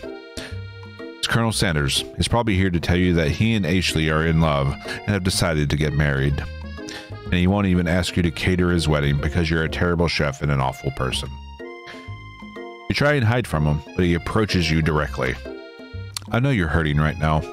Not just from the devastating loss, but from that run-in with the mixer and that small fire. We should get that checked out. I'm fine. Can't you just leave me alone? I'm a loser. I'm not fit to fill your fryer. I'll never be a master chef. Failure is part of life. Not just for you, but for all of us. Do you think I've never failed at anything before? That's exactly what I think. Well, then think again. I wasn't always the man you see before you, enrolled in culinary school, incredibly handsome, successful, motivated. Well, handsome, sure. I was born that way. But I've walked other paths and arrived at dead ends. I was passionate about life, but I failed as an obstetrician. I was passionate about justice, but I failed as a lawyer. I was passionate about livestock, but even I failed as a mule handler. That one was especially humiliating. Mules can be so cruel. I lost my business partner to a gunfight, and I lost my innocence when I picked up a firearm and put a bullet in my rival. He survived, for a while anyhow. I didn't know. What the People see my delicate ribbon tie and my well-kept beard and assume I've got it all together, which is true now, but it hasn't always been. Sounds like this guy could really use a hug. I resolved then that I was going to amount to something. No amount of hours, labor, or money could ever deter me from giving the best I had to give. As Colonel Sanders changes focus, you can see something ignite inside of him. A burning passion. One has to remember that every failure can be a stepping stone to something better. My new dream is pure. It's honest. It's something that a humble man in a crisp white suit can be proud of. I would create a new chain of chicken restaurants that would bring joy to the entire world and make up for my past misdeeds. Yay! Just as your moment grows intimate, you're interrupted by a threatening, shadowy presence. A battle scarred from the night before, you prepare for the worst. It's the Spork Monster. Gorgo, the Spork Monster, is here to fight a hero. Is anyone else feeling a bit of deja vu? I'm sorry, Gorko, but I could have sworn we already battled you last night. That was Borko, my twin, and I, Gorko, am here to avenge them. Are you stronger than Borko? Well, we're twins, so no, not really. We're pretty much exactly equal in every way. Why do you ask? Colonel Sanders smirks. He's already on the same page as you. Just that we beat Borko pretty easily, and I don't think you've much of a chance. Not to mention, I feel really guilty about that. If I could take it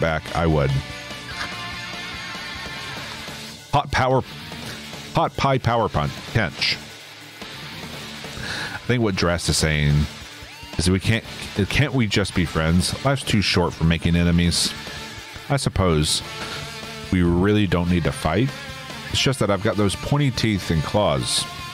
All the better for enjoying tasty foods. Surely you like to eat, don't we all? Of course I do. Inspiration strikes you and you come up with a quick idea. Chomp on this.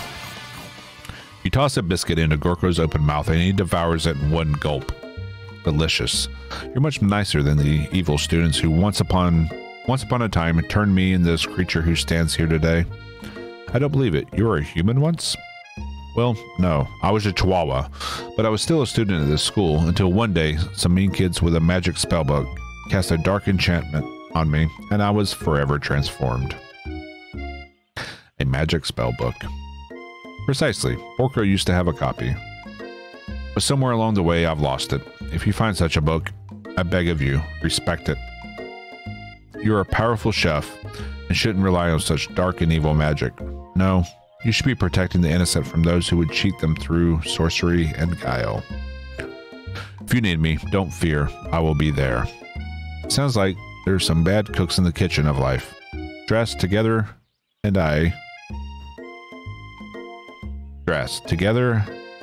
I am sure we can defeat them. Come back to my hideaway and we can discuss. I'm sorry, what? A personal invite. You can't imagine what Colonel Sanders' home must be like, but it sounds like we're about to find out. Discuss and chill. Stepping inside the Sanders home, surrounded by his things, you start to feel a special bond with him. Looks like you live such an exciting life, Colonel Sanders. Look at this picture. Him as a baby with a goatee, the glasses, and holding a drumstick. Him in Egypt. But, wait. This is him as he's in culinary school, but there's a picture of him as an old man.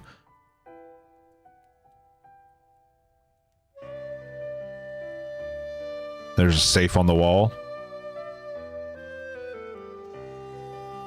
Every day can be an adventure if you approach it with the right attitude. Long ago, I made the decision to never stop searching, never stop working, never stop imagining. Have you been working on any new recipes of your own lately? I'm always excited to talk about food with another ambitious chef. Well, there is something, just a side dish that I've been tinkering with, trying to find the right balance of flavors and textures. I'm not sure I've nailed it yet, but I'm close. Colonel Sanders' eyes perk up as he starts to wonder what dish he might be describing. It's meant to pair with something spicy or something crispy. Both, perhaps. Now you've got him right where you want him. Should you reveal your new creation to him or keep it a secret just for you? You reveal it. He told us in one of his secrets. You decide that you're ready as you'll ever be to share your original cooking with Colonel Sanders. Before you can even talk yourself out of it, you decide to dive in headfirst. You reach into your lunch bag for a special dish you've been keeping on ice all day. I present to you my original coleslaw. The shredded cabbage dish glistens in the light of Colonel Sanders' Luxe hideaway. Magnificent! Together you chow down on the creamy slaw until just a spoonful remains in the bowl. Do you mind if I'll hold on to the last bite? I like to have it around so I can admire its taste later and think back on this moment. You could offer to make him more, but he seems like a very sentimental kind of guy. Sure, why not? Please, make yourself comfortable. And I'll be back in just a moment. You realize that now would be a perfect time to do some snooping. Around the room there are various items that you can look closer at. Each item seems to radiate memories and emotions. Tap on an item to discover more about the Colonel. An adorable little baby crawls across the floor. From the goatee and mustache combo he sports, you figure this must be Colonel Sanders himself. That, or maybe it's the drumstick that seems to be waving like a rattle. Who frames a baby picture of just themselves? Probably the same type of person who would make their own face the logo of a company they founded. Am I right? Tap on an item to discover. Okay. It appears to be Colonel Sanders, except he's an old man visiting the pyramids of Egypt. Yeah, a little bit of time warping here. Maybe this is where he discovered one of his secret herbs and spices. One of the framed photos shows an old man who looks a bit like Colonel Sanders standing with a friend. They hold fried chicken drumsticks and appear to be cheersing them. No, they don't. You look closely and see there's a short inscription. I wonder who my friend Pete is. You take a closer look at an urn sitting on the nearby pedestal. There's a plaque on it. It's dusty. But when you wipe it off, you can read the inscription. It says here, "Here lie the ashes of all my past careers and business failures." Not a bad idea, actually. Tap on an item to discover more about the Colonel. You notice a realistic stuffed chicken sitting on a corner table. When you pick it up, you realize it isn't just realistic, it's real. Taxidermy. Must have been important to Colonel Sanders when he was alive. A little note clipped to the chicken's foot reads, the true state bird of the great state of Kentucky. Tap on an item. Okay. A lock of silver hair is woven through the teeth of the comb. Upon further inspection, you realize the hair therein isn't just silvery in color. It's actually made of spun silver. A scented candle. You pick it up and try to identify the smell. Power tool? Freshly starched collar? Piece of wood floating in a lake? Summer of '69? No, it's just one of the secret recipe ingredients. It's redacted.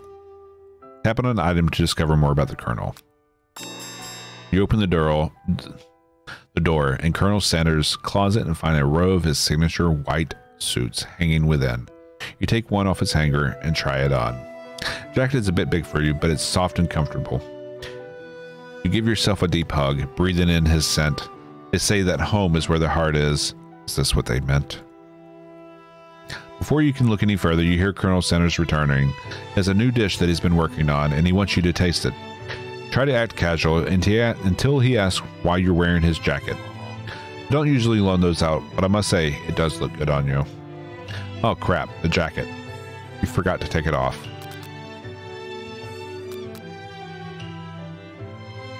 You fess up and tell the truth. You confess. I think I've developed feelings for you. I might be developing feelings for you too. But I'm concerned. I can't let anything get in the way of my dreams. Overwhelmed, you take off the jacket and run for the door. But the thought of leaving Colonel in the midst of such an emotional breakthrough gives you pause. You stop yourself. Colonel? Yes, Drast? I honestly think this may be the beginning of something wonderful. I think you're right. We should take things slow.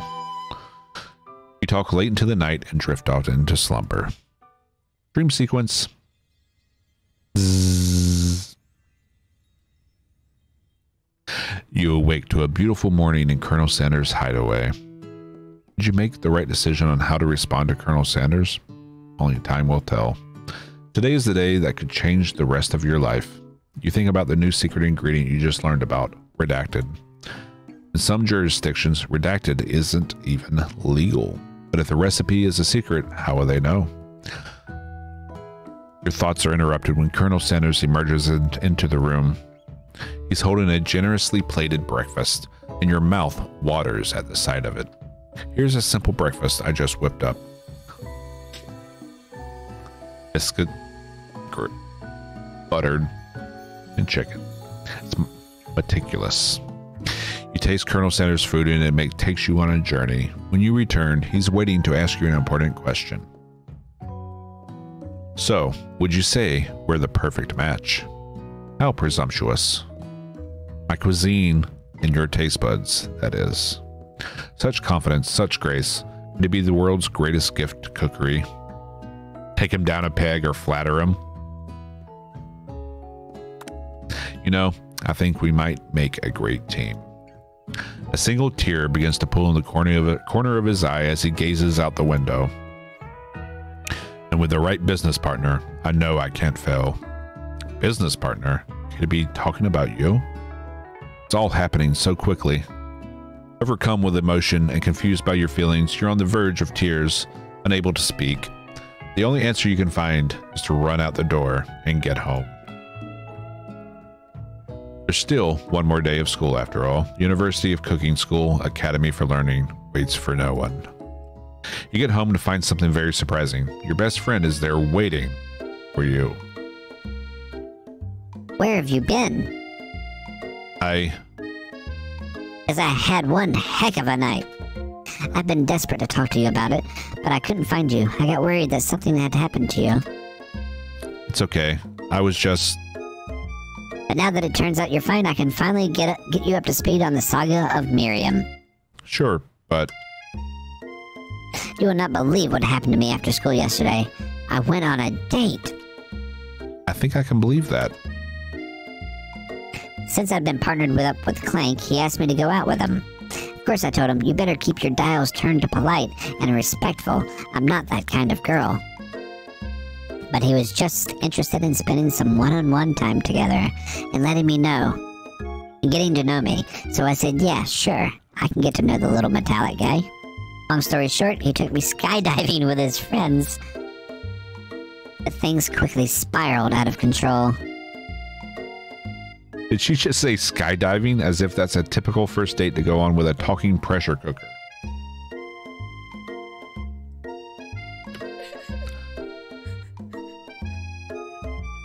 And now, I'm not really sure where we stand. You don't give Miriam time to tell her the whole story, however. Bottling up the details of your own night is just too much to bear.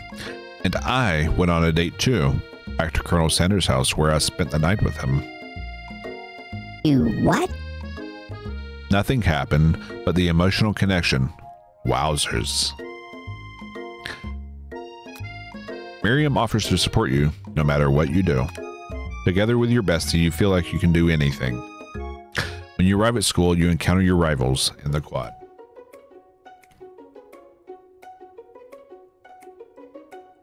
Jesus Christ. You can tell from a distance that they're picking on Pop, though he himself might not quite grasp that fact. Because, you know, he's Pop. What's a swirly? It sounds delicious. Oh, it's great. I'll order one up for you right away. I'll have my swirly with sprinkles, please. Yeah, sprinkles. It's a dog and a... Sprinkles is a dog and a treat. You can just get your swirly dip, too. Why don't you pick on someone your own size? Because I'm literally the biggest person at this school? There is that horse that Colonel Sanders rides to school. But who would dare pick on such a gentle and beautiful creature? You've got some nerve, Drast. Suggesting I pick on a defenseless horse? Now you're twisting my words, and I won't have it. You clench your fist, but the injury from yesterday's mixer accident makes you wince in pain. Doesn't look like you can go on cooking like that. Might as well just give up. I'll never give up. Ever. Colonel Sanders arrives just as it appears things are close to a boiling over. A naturally intuitive person, he senses that something has been going on. Is everyone excited for the final day of school? Drast, how's that hand feeling? I'm sure you'll be back in fighting form by this afternoon. Aren't you concerned about my hand, Colonel? Yesterday I almost broke a nail winning so hard. Technically, I don't believe a winner was decided, but your presentation was quite impressive. What is he doing complimenting her? What about that flavor of my delicate, warm, gooey chocolate sauce? It was clear that you're passionate about how your food is received. That's a lot of words to say it was bland. Excuse me, Drast, I am more than capable enough to speak for myself. Maybe you could tell me more about your thoughts as we walk to class, Colonel. I am always interested in discussing the fine art of fine foods. See you inside, Drast. Annoyed by Colonel Sanders' inability to see Ashley's for who you know she really is, you walked across the quad to get some distance. In an attempt to distract yourself from how slighted you feel by that interaction with Ashley, you take out the spell book you recovered yesterday and start flipping through the pages. Whoa, that's that book. It looks like bad news. Just something I found lying around. It would appear to be some sort of grimoire, but I don't really believe in that magic stuff. A grimoire?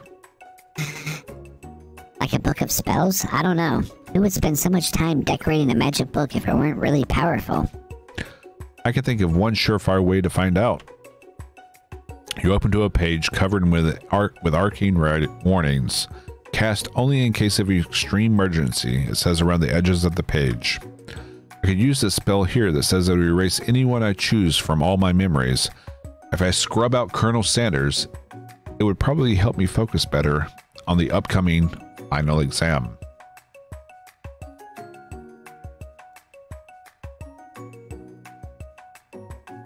That is way drastic. Couldn't you do something else, like anything else, like not rooted in dark magic? Maybe tie a string around your finger? Okay, fine, it is drastic, but desperate times call for desperate measures. You've got a memory erasing spell sitting right in front of you, and a pretty good excuse to try it out. God, no. That's moronic. Take your friend's advice and put the book away. It's almost time for class. Sprinkles is already in the room, waiting for the students to arrive. He clears his voice to make a quick announcement. I want you all to know I feel something of a dog moment coming on. But I assure you, it's nothing to be afraid of. His cute nose scrunches up and he begins to breathe quickly.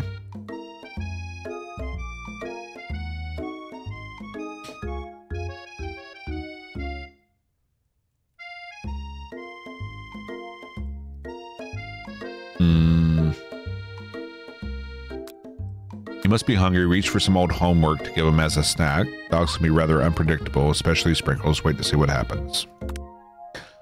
Sprinkles stops in his tracks. He focuses on the window. The room is deadly silent.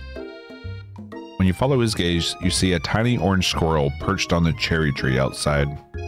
Sprinkle turns feral and runs to the window of the classroom. He begins barking uncontrollably at the squirrel outside. Terrence, I told you never to come back here, Terrence. I will destroy you, Terrence. Sprinkles is barking ferociously, drool flying off his face. The squirrel looks over, but he doesn't say anything back. You wonder, is that even a talking squirrel? Who named him Terrence? You better not show your chubby cheeks around here ever again. After Sprinkles is satisfied that his presence has been felt by not only Terrence, but any other squirrel in the hearing distance, he returns to his professional tone. I apologize for the outburst. This actually brings up an important point. Thank you, Drast, for reminding me to dole out this indispensable bit of wisdom. You see... But before he can go any further, Miriam's love drama spills over into the class. Sprinkles is interrupted by whirs and sparks coming from the back of the room. I told you to save it for after class. You think I wanted to be thrown from a plane strapped to a stranger? Miriam and Clank appear to be arguing, but you still haven't learned to speak Clank's language of mechanical noises.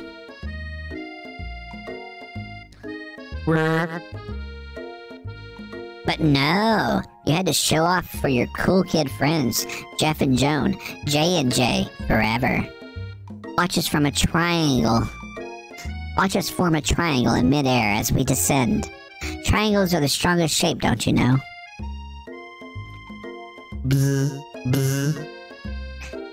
Yeah, well, that doesn't make a great date.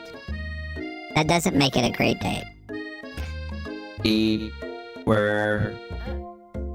And take Jeff and Joan with you. You can all hold hands as you pedal down the mountain or off a cliff, for all I care.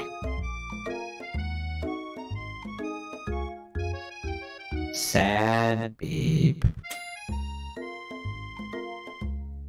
Finally, I get to hear your real voice. Yes, yes. This is the fake voice. Clank begins to shudder. Steam pours out of the gaps in his panels, and then a loud ding stops him in his tracks. Beep. Bzz. No amount of seasoning is going to make me want to eat that, Clank. Clank burps out a completely deep-fried sneaker. Considering that he himself has wheels, not feet, it's not entirely clear where it came from. In terms of deep friend footwear, I guess it looks okay. Was that supposed to be deep fried? Clank slowly rolls out of the room to be alone with his shoe. Everyone tries to pretend like they didn't see that entire thing go down.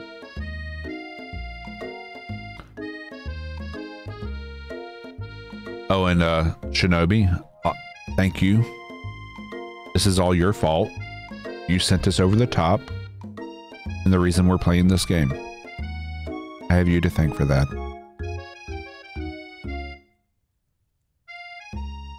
Thanks.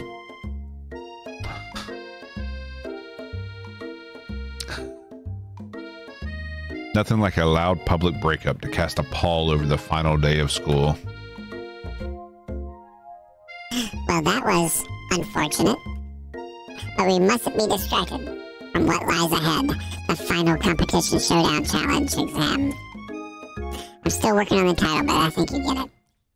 Test time approaches. See you all in the arena. But before you can think about your upcoming competition, there's a very beautiful soul nearby in need of a pep talk. Hey Miriam, are you okay? Okay? I'm so mad I could smash a tiny mug, spilling several droplets of hot cocoa all over the floor. Oh my. How could he embarrass me in class like that in front of everyone? Your tiny cocoa is a delicious treasure, so you know that this breakup is no joke. Even if the source of her frustration is such a silly boy. I know that you know this, but I'm going to say it out loud. You don't need anyone. Me and you, we're going to cruise through this final test and hit the carpool lane to Success City. Miriam brightens up, imagining the wind rushing through her short bangs, but she hesitates to embrace the feeling all the way. You're not going to saddle up on Colonel Sanders' stallion and ride off into the sunset without me. Of course not. Well, maybe, sorta, but I'm sure there's a pony out there with your name on it and a ranch big enough for both of us and whoever else we want to bring along. It's not Pop or Clank. If it's not Pop or Clank or anyone else you meet today, tomorrow, or this whole year, so what? You're a special person who shouldn't settle for the first someone to show you a little interest in it now. Miriam gives you a big hug and wipes the tears from her cheeks. I should really review my menu for today. I'm going to make a very special soup. And I bet that Professor Dog is going to love it up. While you were pep talking Miriam, you completely missed lunch, but that's okay because you had a better idea of how to spend the time before your exam. You've decided to head to the arena early to practice a dish. This is it, the location of your final challenge. A test of will, a test of courage, a test of talent, and a chance to beat the pants off Van, the supposed man, and his evildoer counterpart, Ashley. As planned, you begin to run through a quick test of a recipe you've been working on, Drast's famous chicken pot pie. God, I'm so hungry after playing this game. After practicing for months, making this dish comes second nature to you, and you're able to quickly get a fresh pot pie in the oven. But as soon as you do, your cram session is interrupted by Colonel Sanders. Pot pie power pinch. That's right. Drast, what are you doing in here? There's still time before the final exam. Oh, just taking it all in. I'm big into visualizing success. I'm looking at my station and picturing victory.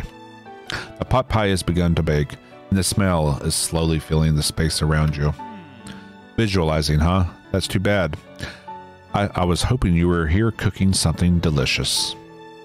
You'd usually happily share your food with anyone who is hungry, but the last time you let Colonel Sanders get in your head, it cost you a cook-off. You decide that it's time to put your cooking above your romantic desires, but that decision gets hard to stick to when the oven timer goes off behind you. Fess up about the practice dish. Okay, you got me. I'm doing a little bit more than visualizing. I know. My nose can smell a pot pie from 400 yards. That's an oddly specific distance, but you expect nothing less from such an oddly specific man. You knew it was a pot pie from just the smell? Not just a pot pie, but a chicken pot pie with an all-butter crust. And my nose is telling me something else. Oh no, is it burning? No, I can smell that it was made with a heaping helping of TLC. But it'll probably start burning any second if you don't pull it out. The moment of truth. Wow. It's the best pot pie I've ever tasted. I've always loved country cooking, and I could eat this all day. There's no time left. The final showdown is about to begin. Sprinkles lays down the ground rules. There are no rules, that is, except to cook with everything you've got. You step up for the cook-off of a lifetime. You decide that mac and cheese, plus the pot pie you've been practicing, are just the dishes that'll push you over the edge to victory. Meanwhile, both Van and Ashley are prepping wildly elaborate dishes per their usual over-the-top selves. Miriam has her giant magnifying glass and several sets of tweezers. She's definitely prepared to go big, going small. Colonel Sanders seems to be harnessing his 11 herbs and spices, but he's trying to find a way to improve on something perfect, his original recipe for fried chicken. The intensity in the room starts at a full 10 out of 10 with a frenzy of action. Everyone is calling out really cool special cooking moves as they prepare their food. Wow, this is getting serious. Colonel Sanders batters his chicken as it levitates through the air. Egg wash. Miriam furiously injects ingredients into an itty-bitty pot of broth. Best friend, Baster Blaster. Van flexes his pectorals as he chops open a sea urchin. Let's rock and roid. Ashley scoops her pastries off the tray with lightning speed. Shallow personality spatula. Even Clanks gets in on it. $5 pressure point chicken cooking technique. Wait, when did Clank learn to speak English? It's the singularity, as was foretold. We mustn't let it happen, or the appliance uprising will take us all. Self-destruct. Van quickly unplugs Clank and rolls him out the back door of the arena. As you frantically prepare your dish, you notice Ashley has her spellbook out. Is she going to use some dark magic to turn the tide? You've got a book of your own, and you're desperate to not see her win another battle. Should you take this opportunity to fight magic with magic? Even if it's almost certainly evil magic. Do it the hard way. We tried it the easy way last time. Who needs magic when you've got passion? I'm going to do it the hard way. Colonel Sanders sees you chosen to win on your own terms, and he gives you a subtle wink from across the room. I believe in you, Drast. Hey, Killa. Now, we had a month-long community, Channel Point community challenge, where that if they met the goal, I would play this silly game that I would never play otherwise. And they met it last night, so here we are. How you doing, man? I believe in you, Drast. Miriam notices too. And I've always believed in you, Drast, since we were little kids. Because I'm your best friend forever. You turn to notice that Miriam is at your station, cheering for you. Miriam, what about your dish? If you're here cheering, who's cooking? Tiny food, short cook time. I'm actually already done, so I thought I would help you. Oh, that's sweet, but Miriam tosses a handful of spices directly into your boiling noodles. It's the secret ingredient. However, she doesn't know that you lied and the ingredient was made up. And where in the world did she get Eye of Newt from? Are we enjoying this? It's very strange. Very, very strange, Satan. However, oh yeah, we already read that. The boiling pot explodes, sending Miriam flying backwards. The watery noodles begin to swirl in the air, bubbling up into a dark cloud that thickens and congeals before your very eyes. It is I, Steve, the spork monster. Steve, what happened to Gorko? You're not here to battle me, are you? We spork monsters are many. I think Gorko had the day off. But you have conjured Steve, and I hate to battle. So I'd say you're doing pretty all right. Oh, hey, you're in the middle of cooking competition. I love this stuff. It's better than TV.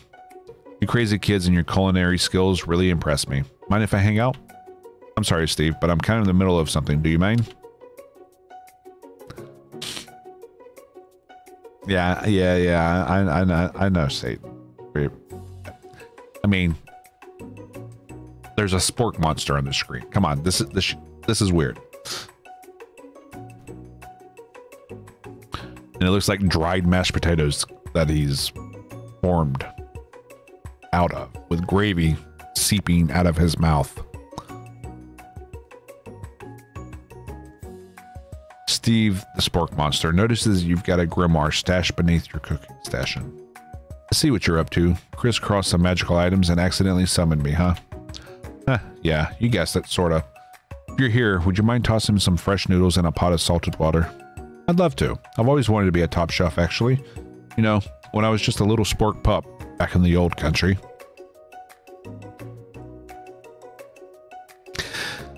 You can feel Spork Monster winding up to tell you a very long, involved story. You don't know how exactly where they came from, but it seems like it was probably lonely there. Actually, you know what? Maybe you should watch from the stands. I really need to focus on this competition. I understand. It's kind of like that time in monster school that had fallen asleep during a scare tactics class, and then when I woke up, he tossed a serious stare at Steve, and he takes the hint. It looks like he's crying. Never mind. I'll tell you later. Good luck. Having suffered this huge setback, you don't know how you could ever win. You summon extra power from deep within yourself. I can do this. I have what it takes. I came here to win. Your hair turns mac and cheese orange as culinary energy flows through your body. My heart is pure. My hands are steady. My taste buds have been preparing for their entire lives for... Yes, Drast, you are the chosen one. You will avenge me. The power you've been summoning immediately fades back out. You interrupted my inspiring monologue. Sorry. My heart is pure. My hands are steady. My taste buds have been preparing for their entire lives for this moment. I will show the world my cookery. You begin to levitate off the ground, energy coursing through your body. You know that with this power you can do anything except turn back time, which would be super useful because you were powering up your chicken pot pie overcooked in the oven and it can't be served. But don't worry, dear Drast, you may have suffered some setbacks, but all is not lost. Impressed with your fortitude, Colonel Sanders decides you have earned his support. I've been watching you today, and I must say, I'm truly impressed. You've been thinking on your feet and rolling with the punches. He steps up to your station and stands right beside you. I'm here to help. All you've managed to make is mac and cheese, and time is almost up, so you're going to need it. But Colonel Sanders, what about the test? What will happen to you? What about the rules? Following the rules has never really been my thing. I follow my heart. What a guy. Colonel Sanders unfolds a delicate white towel to reveal the most delicious fried chicken tenders you've ever laid your eyes on. And besides, sometimes unexpected combinations can have surprising effects that surpass their individual efforts. Are you suggesting if we combine forces, we can form the perfect food union?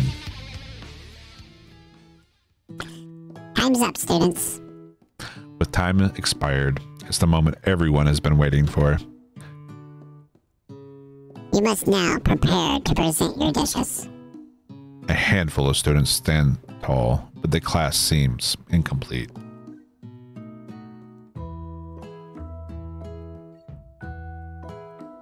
It seems we're missing some students. Hop, clank. From off-screen, you hear a pure and innocent giggle that can only come from one student. I'm flying. It sounds like it's coming from that broom closet over there. Miriam, would you mind? Inside the closet, you see Pop hanging on a broom hook by the elastic of his underpants. Pop, get down from there right now. Let me guess. Did Van have something to do with this? When someone asks for a wedgie, who am I to refuse? I thought a wedgie was a salad.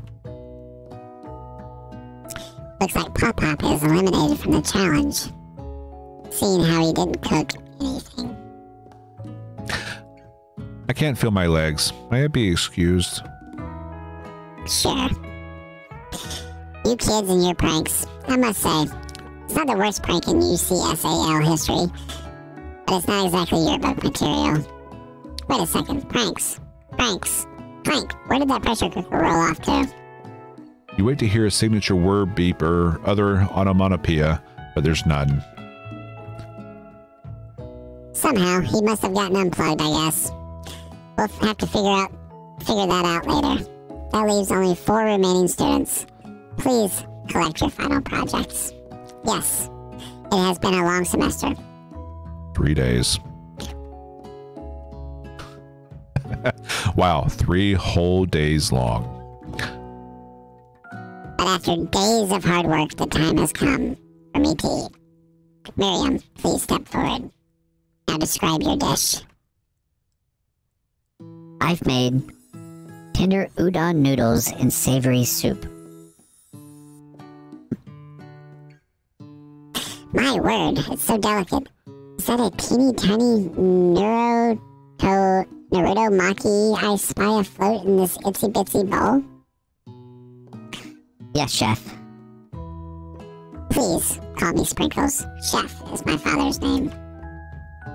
Yes, Sprinkles. And some green tea made from baby tea leaves that I picked myself. Sprinkles carefully sniffs around the dish before opening his mouth and letting just the tip of his pink tongue dip into the bowl. Sublime. Would anyone else like a taste? Oh, come on. I'm not one of those dogs who doesn't floss. I even have a really cute electric toothbrush for dogs. Fine. I'll enjoy it all by myself. And in a flash, the entire meal has been devoured. Not that it took much. It was less than a thimble's worth of soup. A+. Rarely do I taste a dish with as much love poured into it as yours. Miriam is overjoyed. She gives you a huge hug. Thank you, Drast, for helping me to believe in myself. And then, you're up. Now, describe your dish. I made uni over smooth egg custard and an axe-hewn urchin shell topped with caviar. Disgusting. Did you skewer one type of urchin with spines from a second different colored type of urchin? Yes, Sprinkles. A bit much, don't you think? That's exactly why I did it. A bit much is kind of my brand. Doesn't it look cool? Sprinkles leans in to sniff the uni, but he can't get his nose close enough on account of all the spikes. He begins to paw at it erratically, causing the custard to slosh around. Woof woof. Please be gentle with my cuisine. Finally, Sprinkle goes all in, tongue first, but he can't get past all the needles. He reels back as his tongue is poked and prodded. Ouch! My tongue. The professor appears to be having an allergic reaction to the sting. I can't eat it. I can't eat this. It keeps poking my tongue.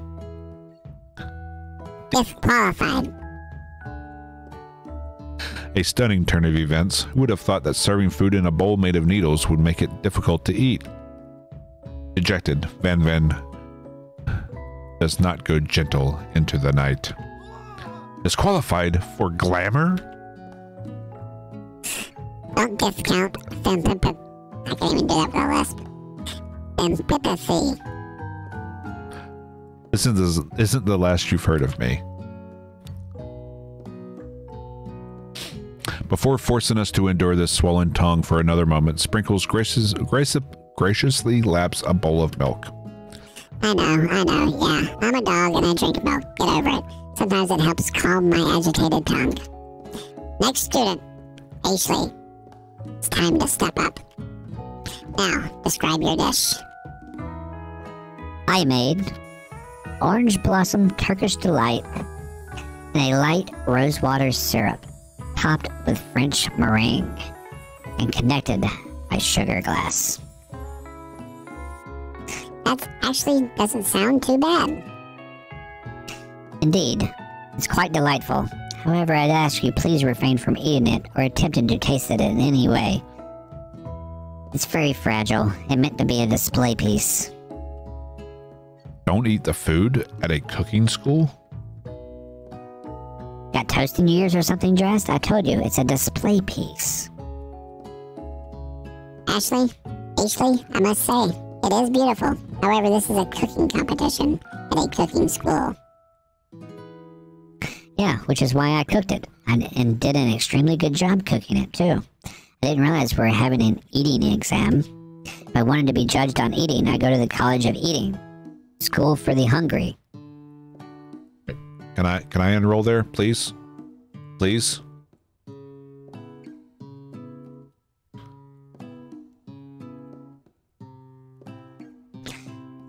I suppose you could smell it if you absolutely insisted. But don't breathe too hard. You might disrupt the sugar spiral. If the food cannot be eaten, it cannot be judged. You are disqualified. Rage overtakes Ashley, and she finally cannot keep her two-faced routine up. You wouldn't know high-end cuisine if it cooked you. And with that, Ashley storms off to rededicate herself to being the best, but this time without being shackled by trying to be fake nice and liked by everyone. This isn't the last you've heard of me either. If this class gets much smaller, I'll be teaching myself. You and Colonel Sanders, the final cooks, step up together. 2 chefs? What began as a bowl of delicious mac and cheese has become something else. He examines it closely, sniffing and eyeing the bowl. Behold, a bowl of diarrhea. Uh-oh, I don't have a good feeling about this. From somewhere in the room, a literal drum roll plays.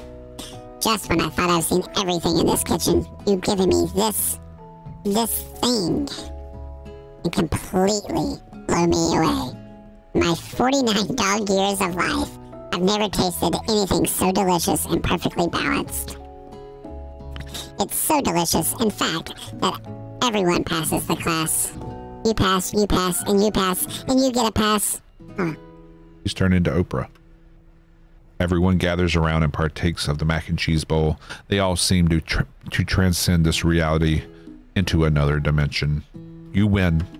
Together, you and Colonel Sanders have made a new menu item. The new menu item is so impressive, even the Van and Ashley are drawn back in by its magnetic fragrance. When they gaze upon your mac and cheese bowl, they admit that you are indeed an excellent chef.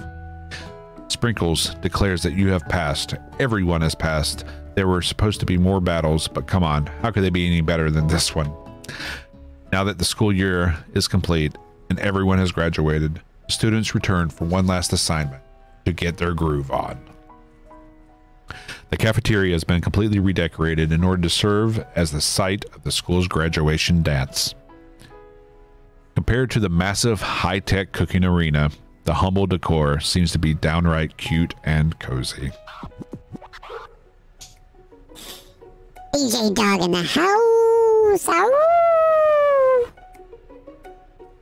You knew that Sprinkles was a master chef, but also a world-renowned turntablist?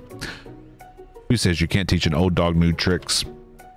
Van and Ashley tell everyone they've committed themselves to righting the wrongs they did while they were the villains. For a moment, you actually believe them.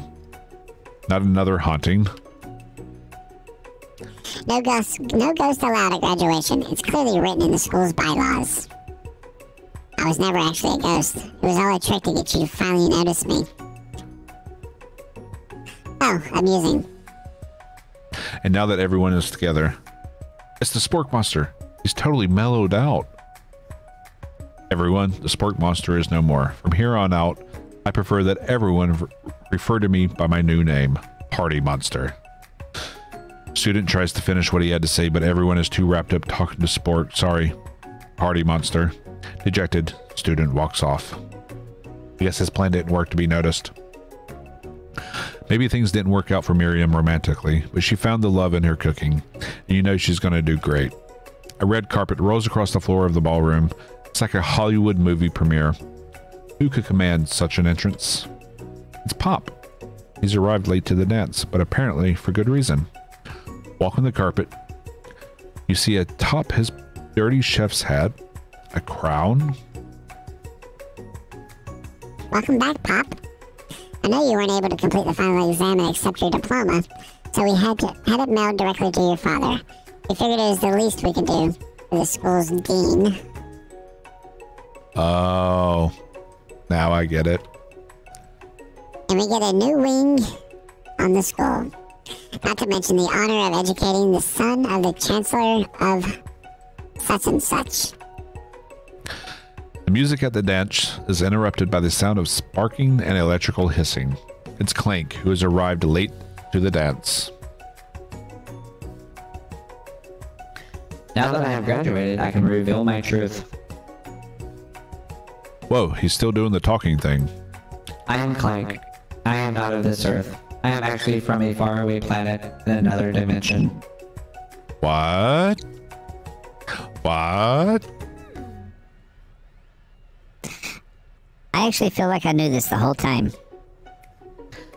Now that I have learned the ways of your kind, I must return. Miriam, will you come with me? I don't know what to say. Besides, no, obviously. I have just begun to learn who I really am. This isn't the time for me to devote my life to figuring out who you are, Clank. You're blown away by Miriam's maturity. Pretty clear she has managed to surpass you in that regard. I understand, kind of. Humans are weird. A portal opens up and Clank disappears through it. Finally, Colonel Sanders arrives. Howdy, classmates. Just like the first day you met him, he has come prepared to feed the entire class. However, it's not enough to just give them a bucket of chicken. This time, it's a full meal. I didn't get to be the most famous chicken man in the history of chicken and man by not reminding people to go out and buy my chicken. The end.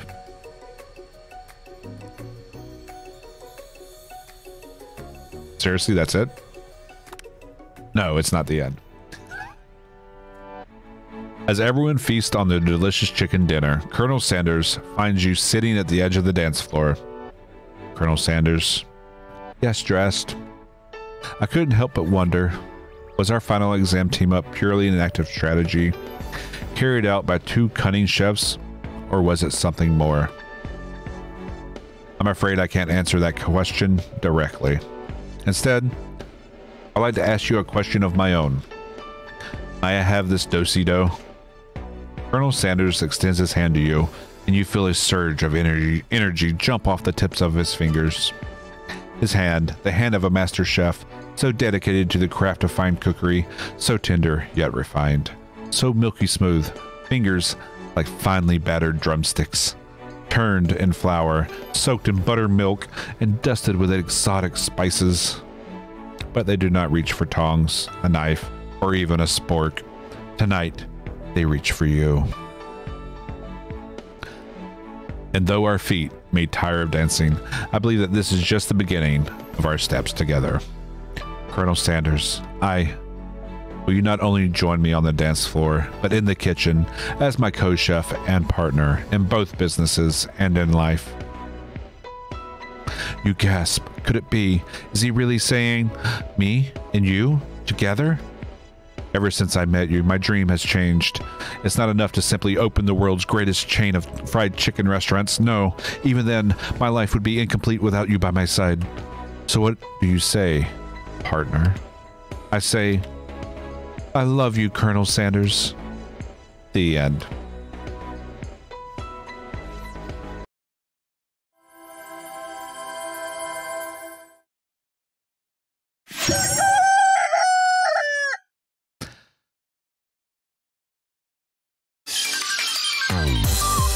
Okay. So that was that. Let's just do it again. No.